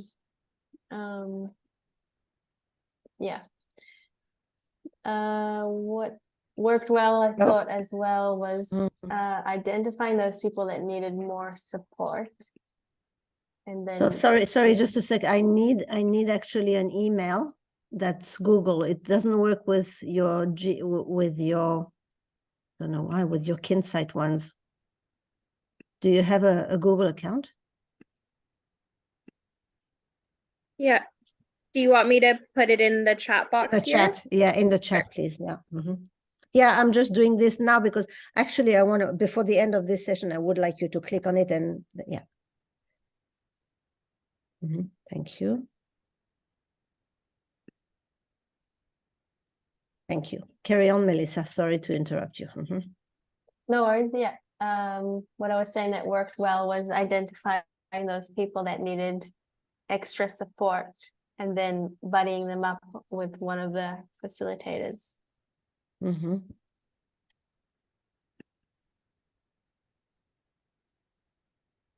Okay. So should I add this in the Under what worked well. Oh, they were buddied up already, is what you're saying.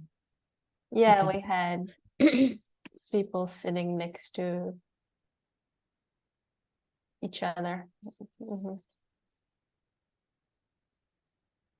I guess in this situation, it'll be more that you're aware who needs extra support, and you might say, okay, Andrea, you're gonna go with check in with these people every time, or Emily, you're gonna check in with this person, something like that.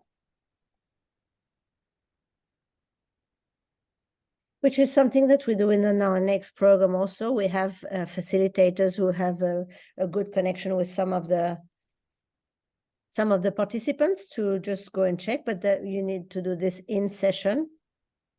So perhaps each facilitator, how do I write this? Perhaps buddies for each facilitators.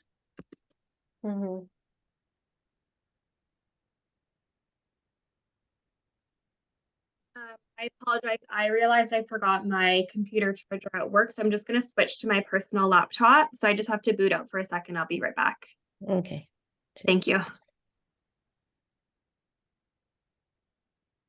Charges. So Emily, you can check if you can. I'm going to actually copy all the sessions so that you could you could go to other sessions if you want to also. So, and you could change them. Okay. I'm just and do you know about Google Sites? No. How to if you want, you and I can make some time and I can give you a little bit of, I mean, it's very obvious, but It's different than Google Drive. yeah, it looks different, but yeah, if you want, we can make a session. Happy to. Okay. Thank you. Sure.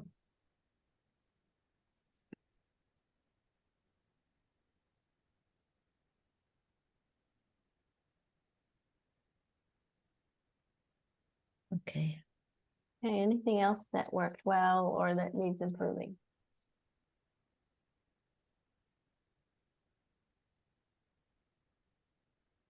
Okay, so if there isn't anything else now, we can start the discussion on how to divvy up the work. But if somebody comes up now with with a new a new point in the middle, that's fine. We'll just add it. Okay, so snacks. Do you have one person that's responsible for the snacks and then or someone in Kinsight gets them for you, or?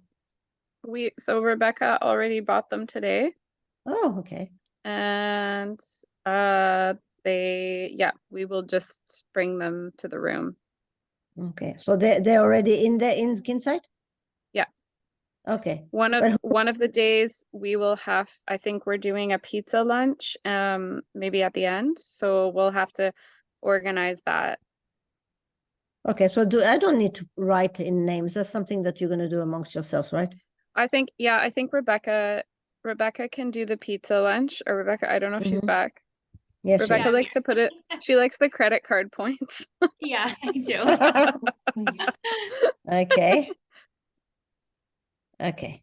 Yes, approved. Okay, Rebecca pizza lunch, and then the others between, I will leave between you, who brings them, etc. Right? Yeah. Yeah. That's yeah. Okay, supplemental activity as at the, so we need drawing, pencils, pens. Normally, yes. Maybe maybe everyone can do this delegating. Is it helpful for you to do the delegating now, or would you like to carry on with the content? It's Good idea. it's helpful? I find it helpful to go through everything that you would do normally Mhm. to prepare for Okay. this. What do you think, Okay. Andrea and Rebecca? Yeah, I think it's good. Because there might be things on, well, I guess we have access to this, but I think just sort of out of the busyness of everyone's schedule, it's going to be hard to align all three of our schedules Mhm. again to go through these details. Yeah. Okay. So you're happy to carry on now? Okay. Okay. So supplemental activity, drawing, pencils, etc. I suppose there is a box of crayons and everything in Kinsight, or? Yeah, we have all of the coloring supplies. I know we also have Play-Doh, or we'll have to borrow from another Family and Children's Services program, which I don't see being an issue. And I know we have some fidget stuff as well. So it's just going to be rounding that stuff together. That can be all of us. I think Andrea probably has things like the clay you were talking about. Yeah. Okay, facilitators. Okay. Yeah. Okay, so I'm just putting it also here. We need the I would like to print out the forms for each, the registration forms for each person, because it has the emergency contact information on it. And the learning, we also had a question on there about how do you learn best, and it has that information on it. So I would just like to have that handy. Yeah, and it would also be good to share that with us, because last time there was quite a bit of issue around sharing that information, but we need to have access to that too. How Okay. can we, Do we put that into the, do you want us to add that into the Airtable prior to the session? I'm hesitating to give you more work, but if it is possible, it would be great. Okay. But so how do you learn best? Not everything.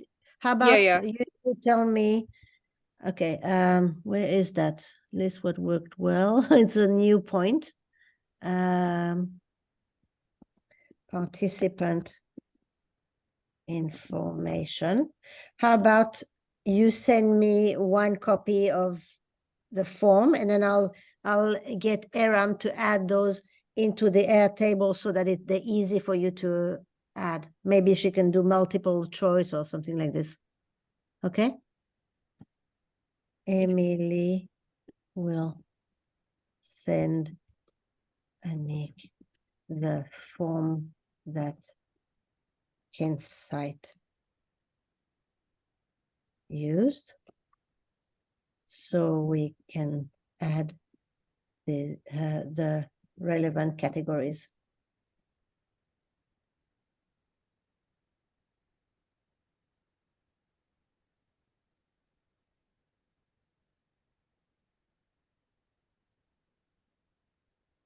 For Kinsight to add them, to add the info in before the start. Does that make sense? Okay. Okay.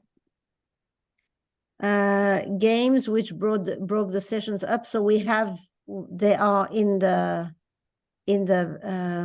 some, I think there would be, all the games would be in the session themselves, but it's a good idea to think about it, whether to add them in. So can I ask Emily and Rebecca to have a look while you're doing your sessions, is to add, whether to add those games in there? Like you mean sort of adding it into the schedule? So Melissa, can yeah, so Melissa, can you click again on session 1 so that yeah. Oh, I I see have what a you're saying. feeling Yes. that Yeah. I have a feeling that I have some of the games written down in my notebook that I would need to upload onto here somewhere. Okay, game. Okay, so Melissa Mm-hmm. will add her notes We to can session do 1. that all To session 1. Mhm. Emily and Rebecca to review. Yeah, and I read. know. Oh, sorry, Andrea. What was that? If you want to chat, like I know we're talking about like having our schedules all meet up, which is difficult, but if you wanted to like plot out some games, all 3 of us at some point, we could do that too. Yeah. Before the just because I think there are going to be people with different like mobility abilities in this session, so it's like we're gonna have to think about how we can make sure everybody's included. Yeah. Okay, and review. And it's just a large.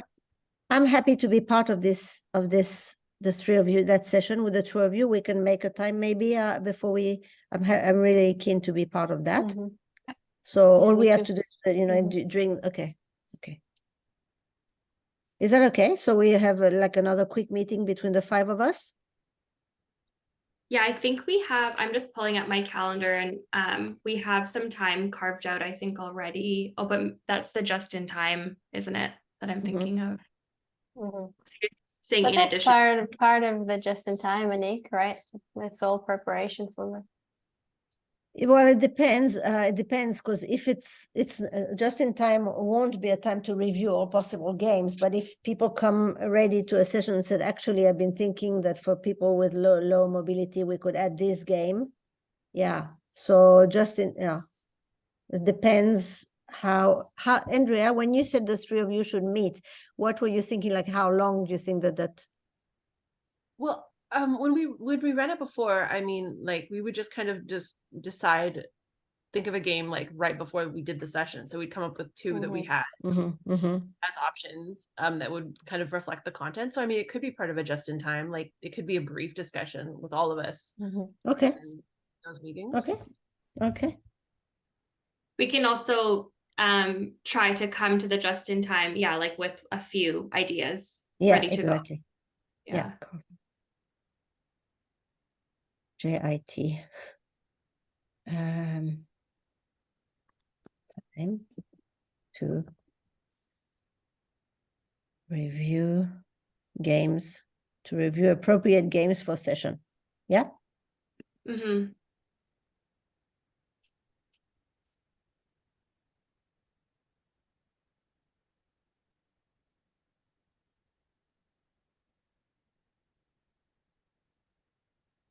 Okay.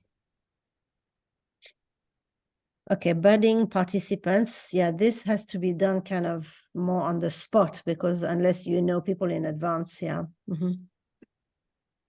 So done during session 1, I guess, because you have to sort of.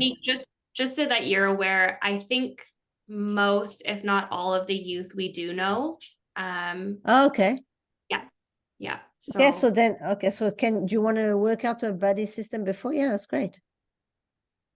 Yeah, I think there's already some youth that we've identified as suspecting they'll need more hands-on support. Okay, so I don't need to put a name here, then you'll just divvy up. Yeah. Okay. Yeah, I think so. Okay, so the participant information that we've already got an action point. Okay, organizing the room and no front of room. Yeah, so that we've basically decided, right? Or some, so that was, there was a suggestion that Rebecca made with it's actually the say, I'm just going to bring that to the point below.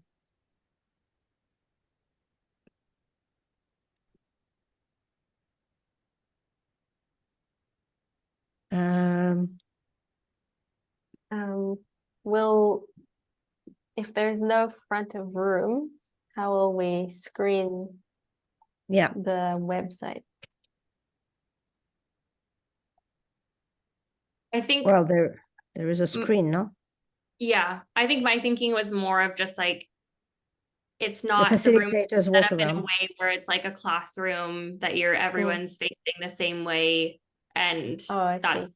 yeah, Mhm, more mhm, fluidity, I okay. guess, around it. Mhm. Okay, yeah, great. Mhm. Okay, so let's say if we are on that point now, so it's organizing the room. Okay, is everyone okay with that? Rebecca's suggestion? I see Andrea nodded, Emily also. Okay, good. Then I'll let you do that on the spot, but it is also connected to the tech. So that is that's something that one of you will have to take to the organization and discuss and work out a solution that we can actually work with. So, you know, like a little like 5 points. This is how we're going to organize somebody's phone, you know. And what's sort of the non-negotiables, I guess, for you as a virtual participant? Obviously, hearing everyone is important. Yeah, that's the most important, the hearing, which was like, I was like glued to my screen, but then I couldn't hear. And then I didn't, if you can't hear properly, you're torn between saying it and disrupting the session, which is the last thing you want to do. But then you become, you know, you can become useless. And then, you know, we're just like there on the wall. So I think that's the most important thing, is the hearing. Okay. But, you know, obviously seeing would be great too.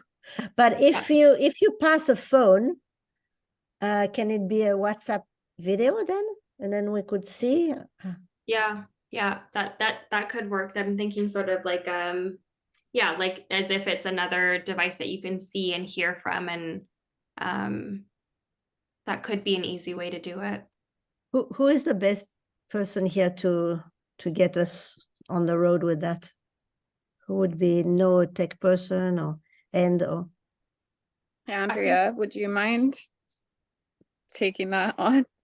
Yeah, I think because like short of miking all the tables, I don't think that no matter what we have in terms of a sound setup, it's going to pick up everything, right? Like, even if we have a great system at the front of the room, we can't have it everywhere. So yeah, I have no problem with that. But I will talk to what happens in the boardroom?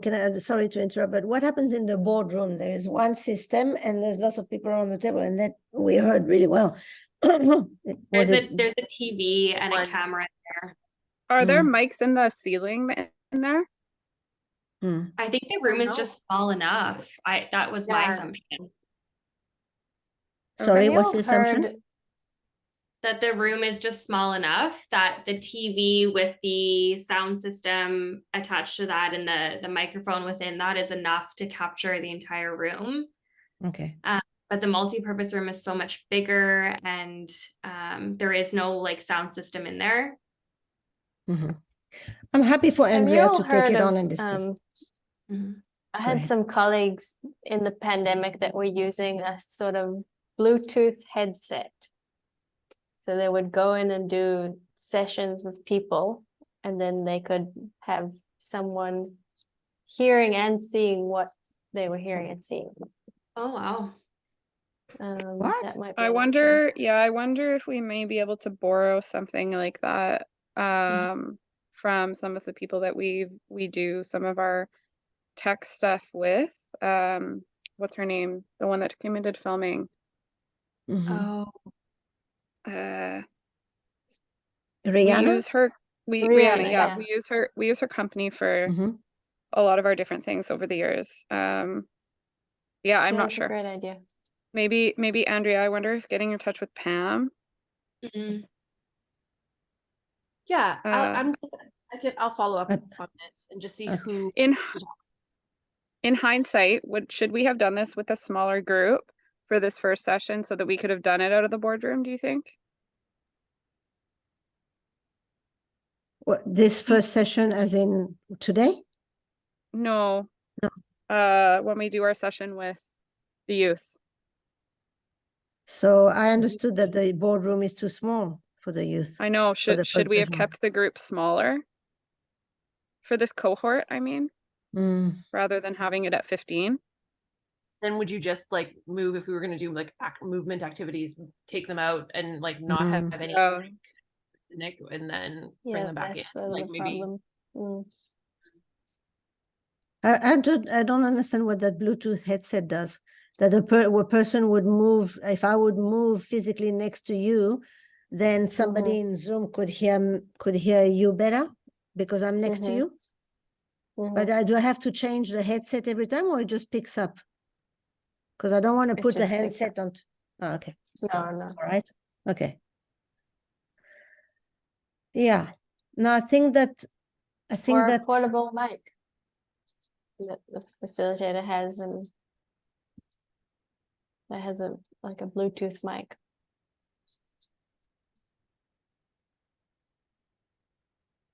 I'll look into like what technology is available to us and if they have any solutions.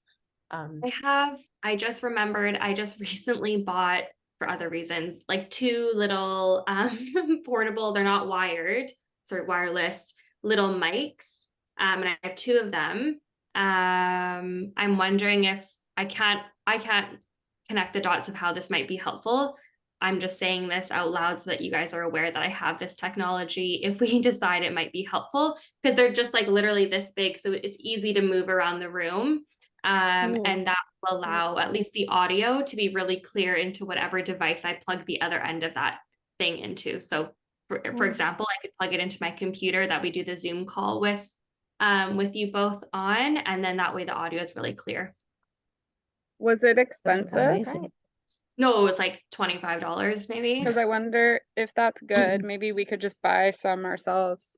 Yeah, we could try it for maybe our next call or something as a group and test it.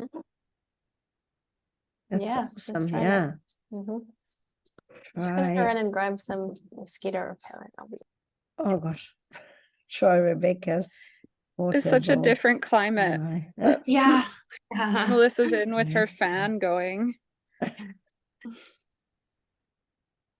Yeah, it's a major problem. Great. Okay, it's okay. She won't mind if we carry on. Diversity. So this is all facilitators. We said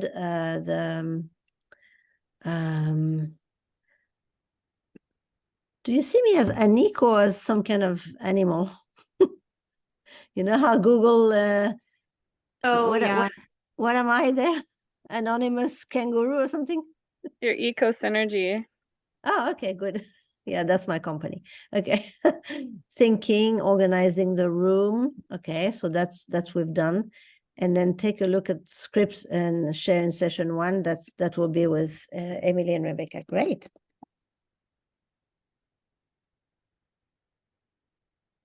Fantastic. You know, while you're looking at the script, you might say, oh, here we might need a game or something. Whew. That's amazing. That's really great. Okay. Is there anything else you want to add on to it, or? Okay. So I suggest that, so these are the other sections. You can't see my screen move. The manual has other sections that are called other tips, like double clicking, co-regulation. You will get those. I think that you guys are there already. It's just nice graph and nice things, but I think that you would know how to do this. So I don't want to labor the point here. The one point that I would like to talk about now is the storytelling part of it. So let's see if I can end. Oh no, I don't want to end meeting. No, cancel. No, I just want to share my screen. Share screen. Oh, Melis. Oh, she's not back. Because okay, let me see if it'll. Okay, can you see my screen now with the Melissa, we decided to move on to the storytelling Okay. because we finished it. Okay, so in the kits, you would see these happen. These are in the kits already. The elements of a good life. So just to take a step back and explain again, like it's been some time since we did the group. The now and next for early intervention is based on a model of early intervention. It's about becoming, belonging, and becoming, belonging. That's our framework. The framework for the now and next youth and above is the framework developed by Dr. Simon Duffy called the Keys to Citizenship. And it is an amazing, it's very important, very well researched, but also very simple framework. You might have shown the video, his video of him talking of the different keys when in session, but let's go through it again here, because what he's done is he's done an extensive survey of the literature, and basically what makes up for a good life for all of us.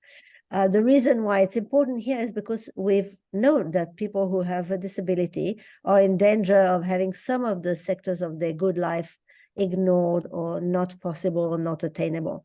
So, but this is all of us really. So what's important in our life? First one is purpose. So being passionate, interested about something, which, as you know, is also part of the PERMA framework, the well-being framework, because it's the meaning one. And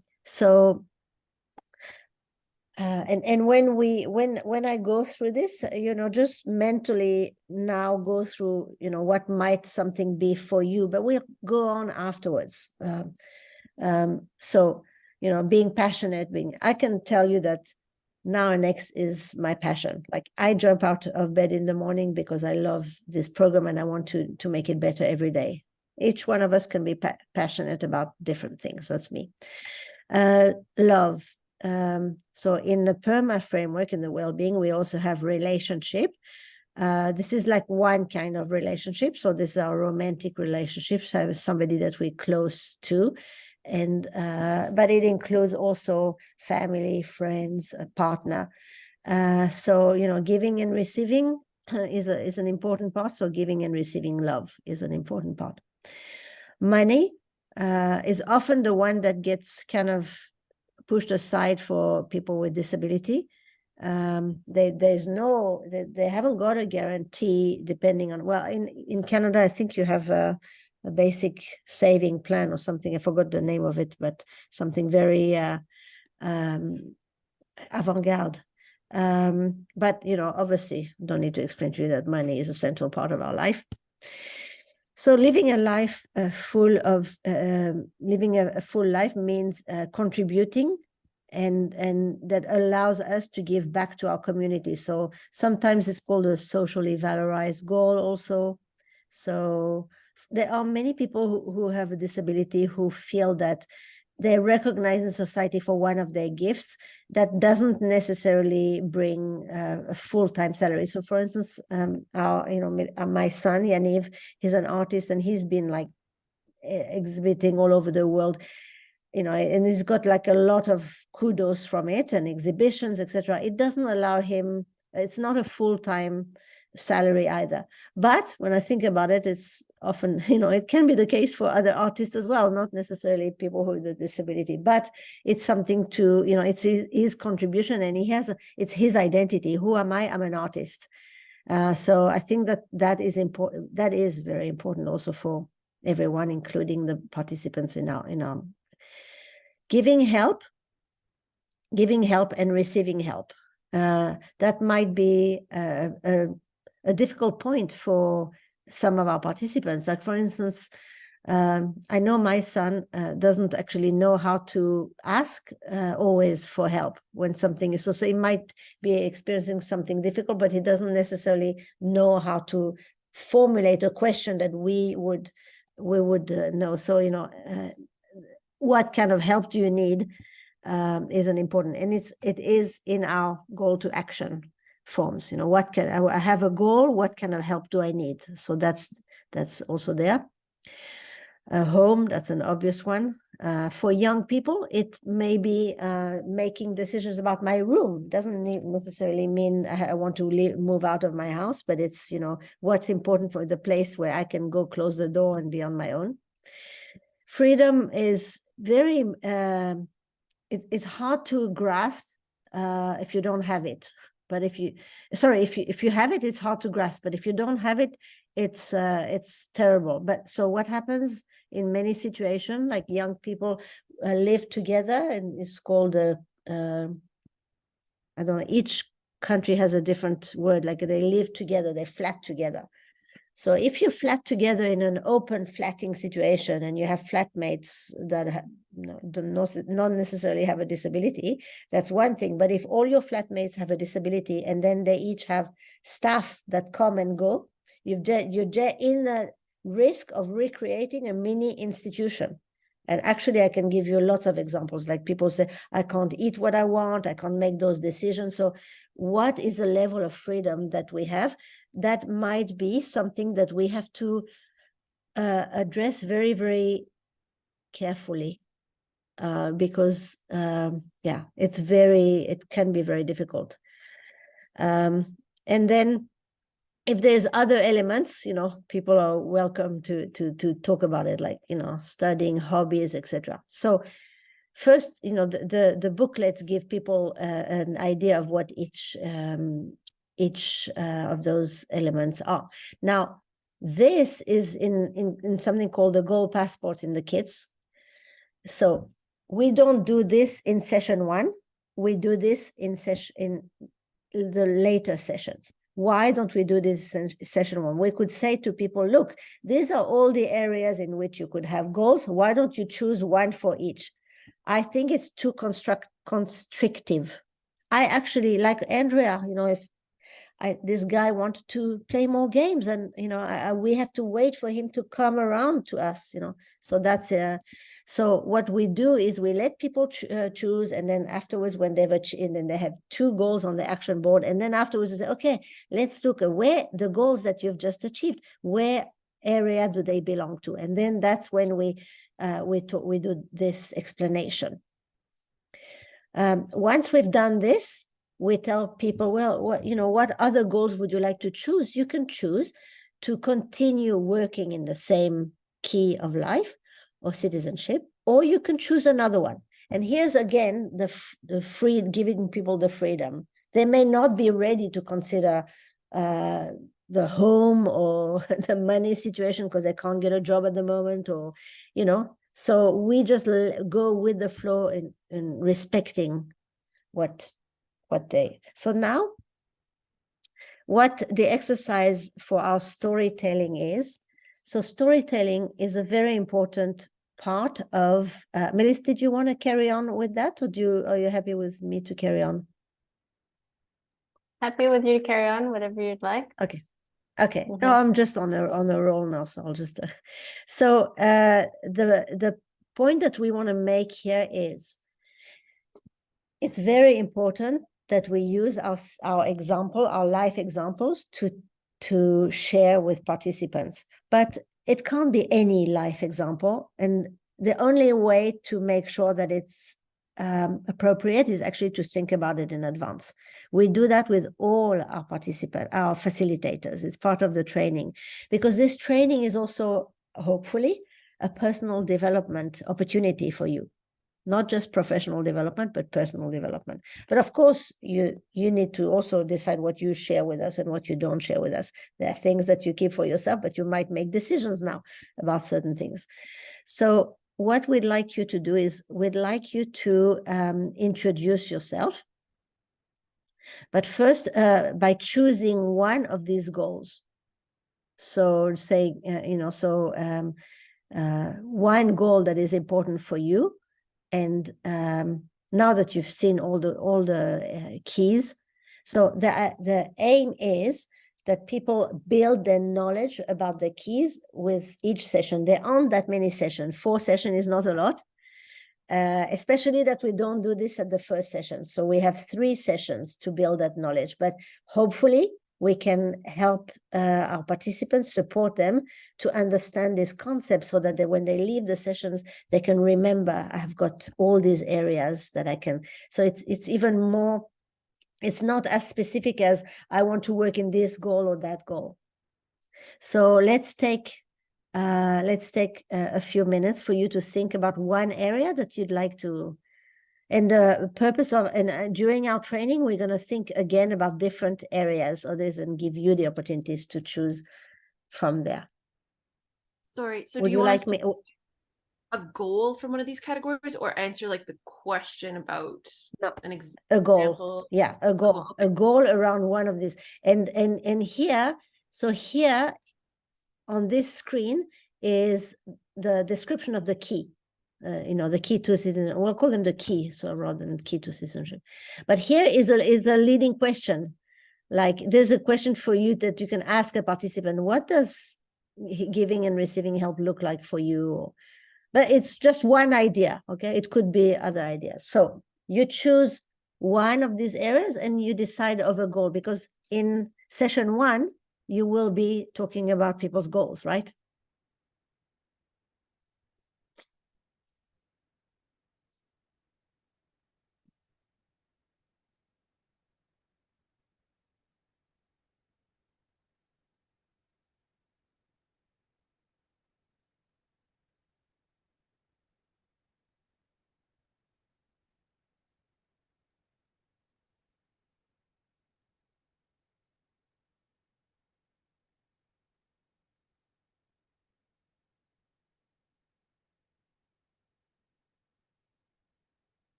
If you could just raise your hand when you're there, and we know that.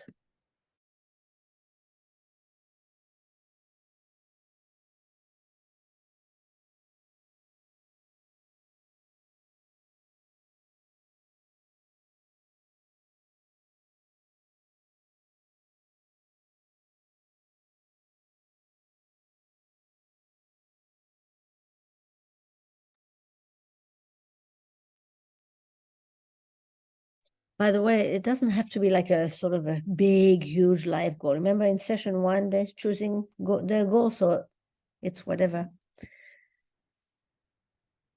Okay, great. So, who would like? So the purpose of this exercise is for you to familiarize yourself with the key, each one of the key. So, if you could say, I've chosen this goal, and this is because it's part of this key. So the purpose of this exercise, the purpose of this training is to help you build a library of goals that are connected to this, so that you can help, you can support through your facilitation those participants understanding that. So who would like to start? And that'll be the last thing that we'll do today. So, Melis, can you take some notes? Yep. So Sure. sorry, it doesn't have to be our goal. It's just a goal that, Yeah. because No, for yeah. money, one of Mhm. the things that I will get a part-time paid job. Mhm. Is that fine? Yep. Mhm. Okay. And then Yeah. a step. Are we talking about steps or no? Yeah, actually taking about a first step is a good idea. Okay, I will write my resume. Okay, good.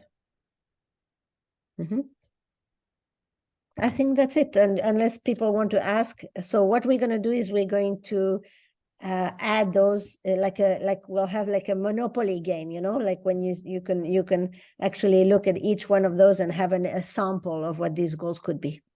I get confused, and I don't know about you, Andrea and Rebecca, but I get stuck in because like we are used to rating things like SMART goals, and we're used to, and the IEP in the school system, the individualized education plan, the language around those goals.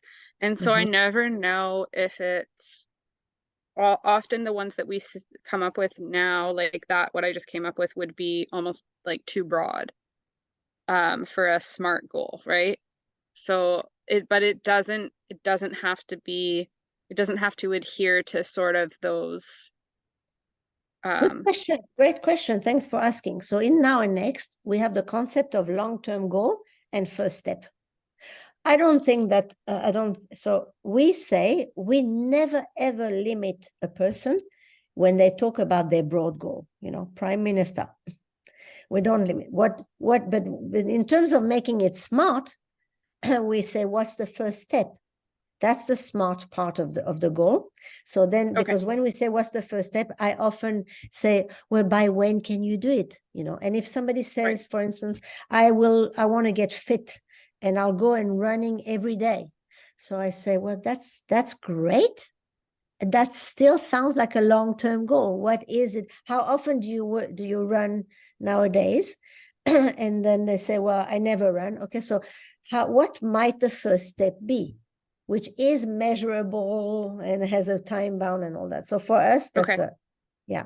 And I think that actually it is a what's the word? It's actually a deficit of the IEP and all these people who said this goal is too broad, because you want to have your goal in context. Your goal is always part of a bigger picture. So if you say, I want to have a part-time job, and then somebody tells you, oh no, that's too broad. What have they just done? They've just cut your wings. Like having the first step of the broad goal is to write a CV. That's great. But you can't have as a goal for life to write a CV before you understand why it is. It's like what comes first. Right. Okay. Okay, and thank you. That helps me understand. Yeah. I think that I'm glad that you brought this up, because this is simmering under the surface all the time. I think for participants also, they get confused. Like, why would somebody tell me, oh no, this goal is too broad, and what do I do now? So that's really a great question. I agree. I think another thing we come back to is, what can you do today or tomorrow? So if you can whip up your resume today or tomorrow, that's great. But for most people, that's still a big step. So it might be, I'm going to spend 20 minutes on my resume, right? And then next time you check in, and how did it go, right? So measurable. It is it is measurable. But our goal to action, as you may remember, are more than SMART. Okay, they actually include SMART, but they include more. For an example is, what are the changes in the environment that are needed? So if, for instance, in order to be able to work on my resume, I have to go to the library because I don't have a computer at home, that actually has to be part of my plan. But if I don't, maybe you'll think about it, but maybe not. But when you think about the changes to the environment, you say, yes, I need that. So that's why we also talk about the fact that the goal to action is a tool that also not only a plan for the future, but it's also a retrospective tool to understand why people don't achieve their goals from one session to another. Go back and which of those did not work for me. And that's a really good one, empowering to understand. I didn't do that part, that's why. Because again, most people, if they don't achieve a goal at first when they try, they leave thinking, I suck at it. And you don't know how many people came to the Now Next session saying, goal setting, I suck at it.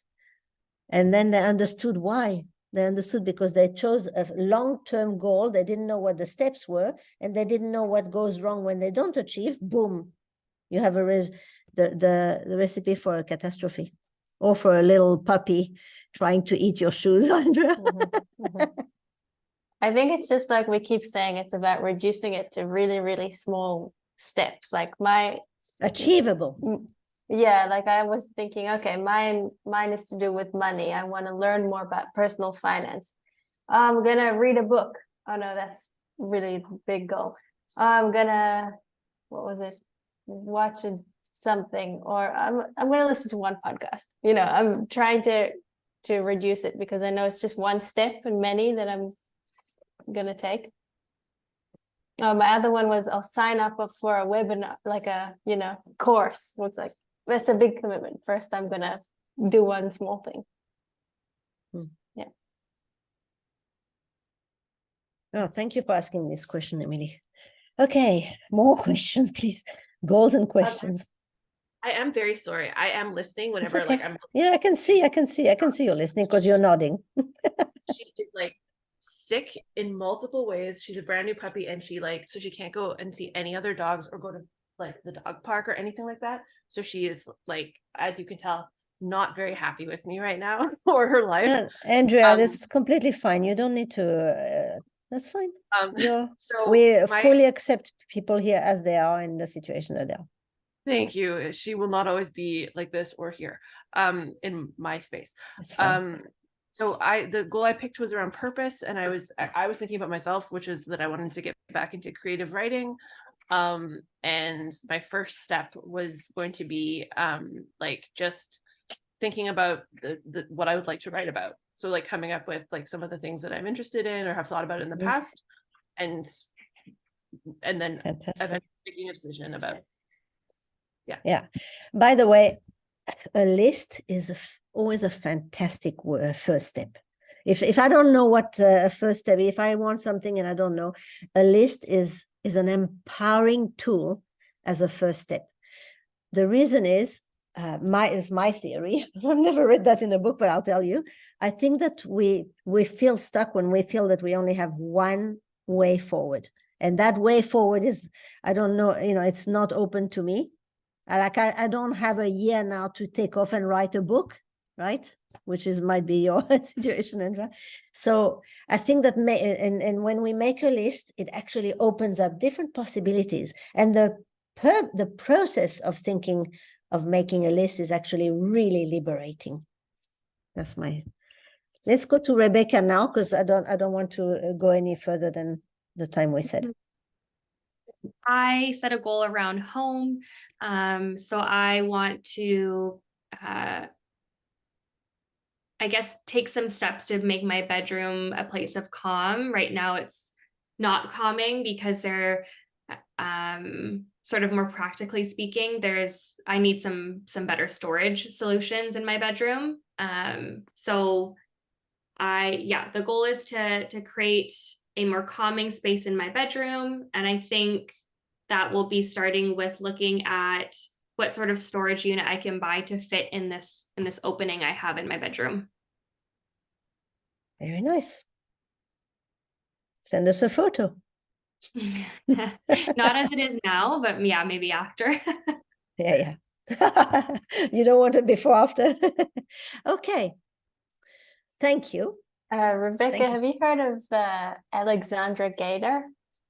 No, I have not. She's a Canadian interior designer. She's a YouTuber, and she is all about small spaces. And she goes and she does like makeovers. I think she's in Toronto, but she has so many nice ideas on her Yes, YouTube I channel. have. I think I've seen her TikToks. I think she must have a TikTok as well. Yeah, nice. Okay. Okay. Melissa, do you want to say some closing words? Because I just remembered I forgot to put in the chat Hans's book. Yeah, online bookstore. You have access to all these books for free that our friend made. Andrea, did you make did you say your goal? Yeah. Yes. What was your goal again? It was creative writing. In my head, my internal clock is still ticking on your art project deadline coming up for Christmas. Steps have been made and continue to be made, so good for you. Great. Okay, thank you, Anik. This looks really cool. Yeah, it is very nice.